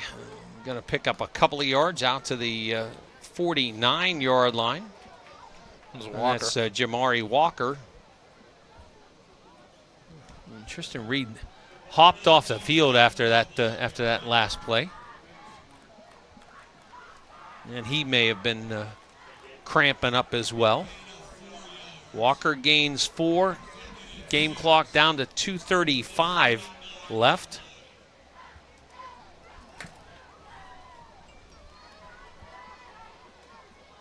And back in that wing T alignment. Woods takes the handoff, or takes the snap and hands to Cook, who gets forced to the boundary. And Naraskovich. They're going to call Naraskovich for a hold right here, and I'm here to tell you that was just a really good block and not a hold. He's going to get called for the hold because he took the guy down, but that's just not the correct call if you ask me.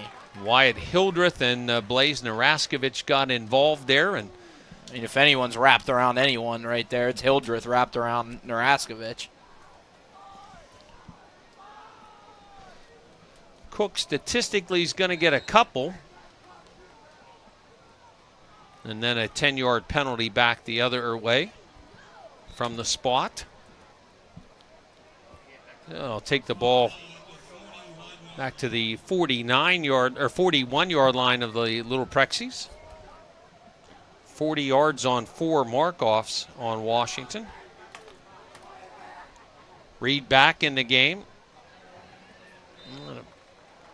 Ball carried to the left side, and I tell you, all kind of bodies in various places.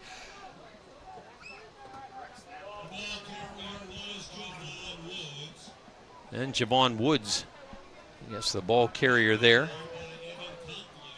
And Woods credited with 2 yards forward, but now 3rd down and long coming up for Washington. Well, Prexies have to get to the McGuffey 45, so 3rd and about 12 and a half. Running play, it's Amir Nelson, ran away from a would-be tackler to the corner. 40, 30, and Angle will keep Nelson from going to the house, but he's bumped to the sideline at about the 25-yard line. You talk about efficiency. I mean, Nelson, he is just an explosive play machine tonight. That's his 4th touch, and yet again another explosive play. That takes him over 100 yards on 4 touches.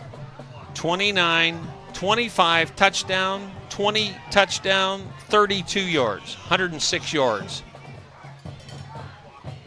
Minute to play, so apparently not out of bounds, and now Washington maybe not realizing that's going to use a timeout.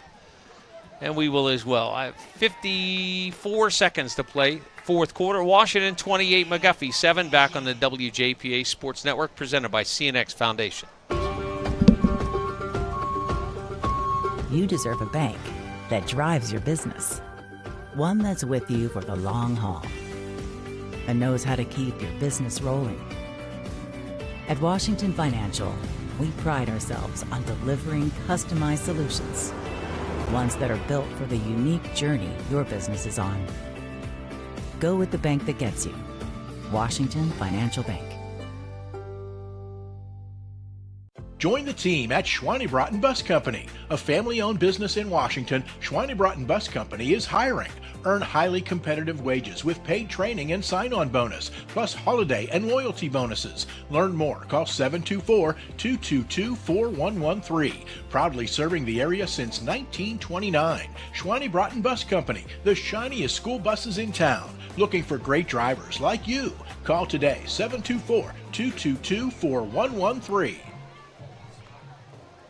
After the timeout, Washington has the football at the McGuffey 25-yard line with just under a minute remaining, leading 28-7. Roll out to the right side, and Tristan Reed threw a block. Helmet ripped off, actually. Contact there, and the play going out of bounds. So unless there's a penalty flag, Tristan Reed's going to have to leave the ball game. Jamari Walker with a nice run. That was actually a nice job by Reed, throwing his face in the fan right there and making a nice block, put the guy on the ground. Going to be about 10 yards on the carry. They're moving them. And they're going to move the chains. 10 first downs in this half for Washington. Been a really a much more focused team, both sides of the ball tonight after intermission. And it once again begs the question of why they wouldn't just go play the offense that they're going to play this year. They are going to use this scheme. Moon Tigers trying to rip the hearts out from Trinity. Hiller's got a long touchdown. Now snap is over the head of the little Prexies and on the ground, but covered up by Washington. Should not have to snap the ball again. Another bad center pass. And the ball back to the 28-yard line, a loss of 13, and play clock has not started, so the Little Prexies can just walk it off if they choose to do so, and it appears they will choose to do so. Win for the 9th time in 11 in the last 11 games between the two schools, and Wash High wins it here tonight. And it is now a final. Washington 28, McGuffey 7. We're back to recap it for you here on the WJPA Sports Network, presented by CNX Foundation. Friday Night Lights brings our communities together, but too many families in Washington County are being torn apart by opioid addiction. I'm County Commissioner Nick Sherman, and I want you to know you're not alone. Help is here. If you or someone you love is struggling, call our confidential hotline today at 724-228-1234. Together we can fight addiction and build a strong future for Washington County. 724-228-1234. Hi, I'm Scott Day from the Day Insurance Agency here in Washington. When was the last time you reviewed your homeowner's policy? In recent years, the price of homeowners insurance has gone up dramatically. In fact, some companies have raised their rates by as much as 35% in the last year. If you haven't reviewed your coverage lately, now is the time. You might be surprised at how much you can save. Call us at 724-228-3448. Visit us online at dayinsurance.com or stop by one of our offices in Washington or Hickory. Yeah, I mentioned this before that final bad snap that indeed the Moon Tigers have ripped the hearts out from Trinity. About 90 seconds to play in the ball game. Jonah Williamson an 82-yard touchdown run, and the extra point kick, though, was no good. Trinity led 13-7 with 98 seconds to play. 45-yard touchdown pass for Moon. Pass from Andrew Cross to Sevi Vendetti, and the extra point kick by Sankovic for Moon is the difference in the ball game. That is a final. Moon 14, Trinity 13. So next Friday night we're going to have a couple of teams looking to get things turned around and get on the winning side, and we will see Trinity at McGuffey next Friday night. That's one of the finals that we have for you. Also, Bentworth, a 47-6 winner over Brownsville. Here, of course, 28-7 Wash High over McGuffey, and Waynesburg a 50-6 final score at home against West Green. Wash High took a 9-0 lead, scoring on each of its first two possessions. Field goal on the opening possession. A 26-yard field goal capped that 49-yard drive that stalled out inside the 10. But Tyler Crawford with the on-the-money 26-yard boot. Washington led 3-0, 3:49 to play in the first. McGuffey held the ball for the next 9.5 minutes, moved from their own 20-yard line, but the drive stalled out at the Washington 38 and eventually punted the ball away. Little Prexies taking over at their own 20. Big play of the possession. 54-yard pass play from Reed to Patton set the Little Prexies up at the McGuffey 25. 4 runs later, Javon Woods pounds his way in from a yard out, but the extra point kick was no good. 9-0 Washington. Highlanders forced a punt. Wash-I takes over, but the Little Prexies give the ball away after a holding penalty and a short run, an incomplete pass on 3rd down.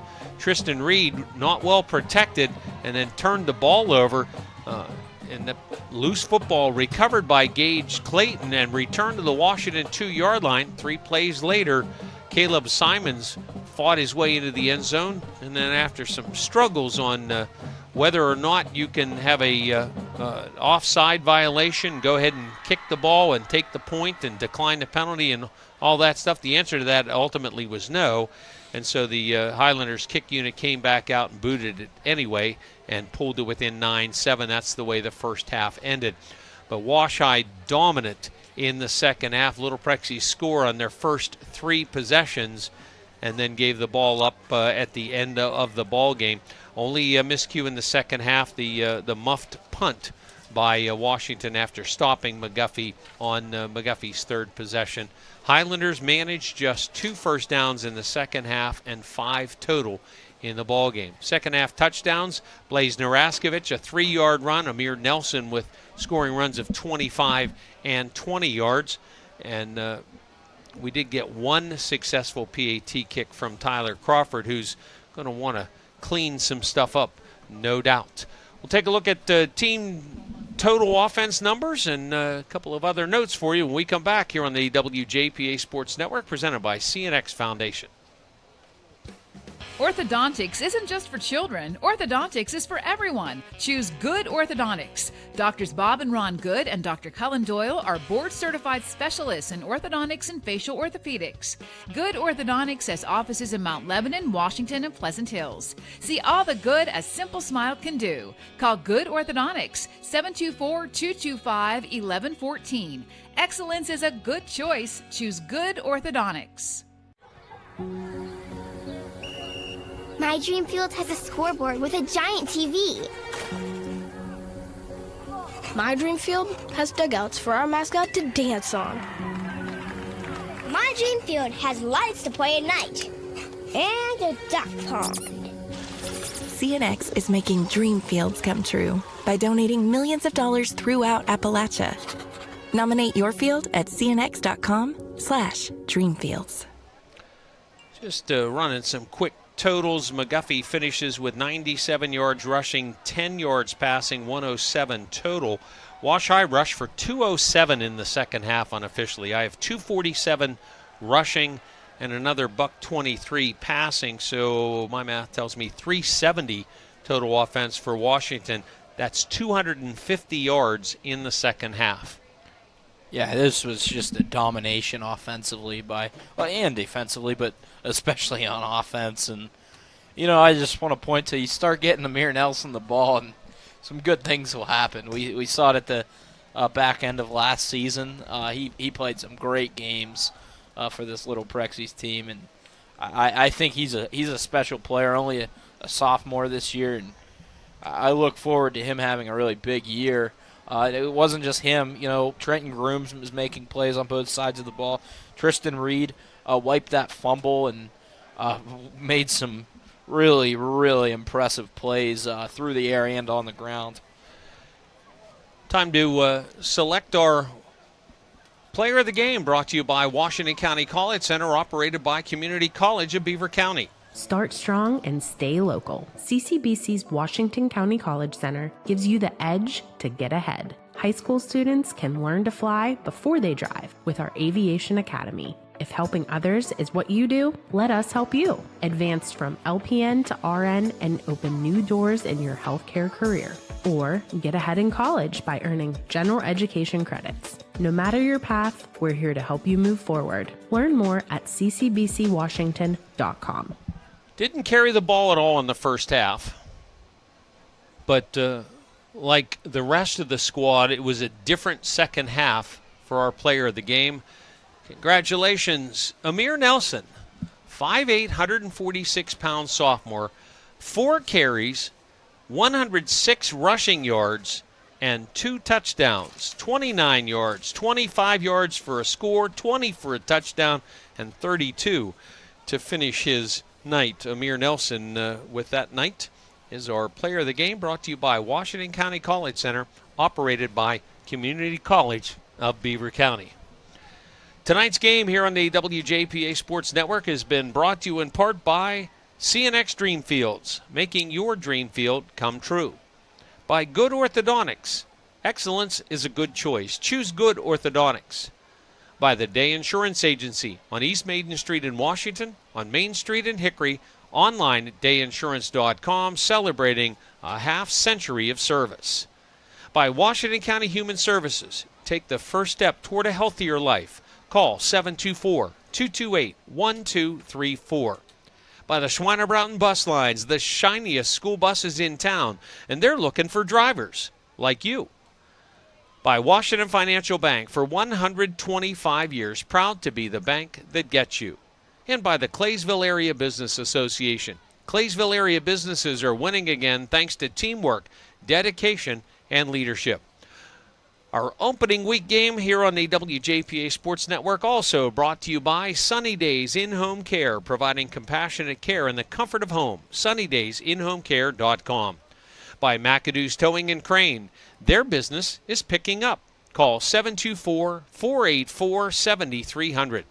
By the Chambers Insurance Agency in downtown Washington, your third-generation independent insurance agency, also online at chambersinsurance.com. By the Washington Greene County chapter of the Pennsylvania Sports Hall of Fame, celebrating our region's rich athletic tradition. By Curtis Pharmacy in Washington, Claysville, Connellsville, Carmichaels, and online at curtispharmacy.com. By First Federal Savings and Loan Association of Greene County, people you know, people you can trust. And by Washington County College Center, operated by Community College of Beaver County.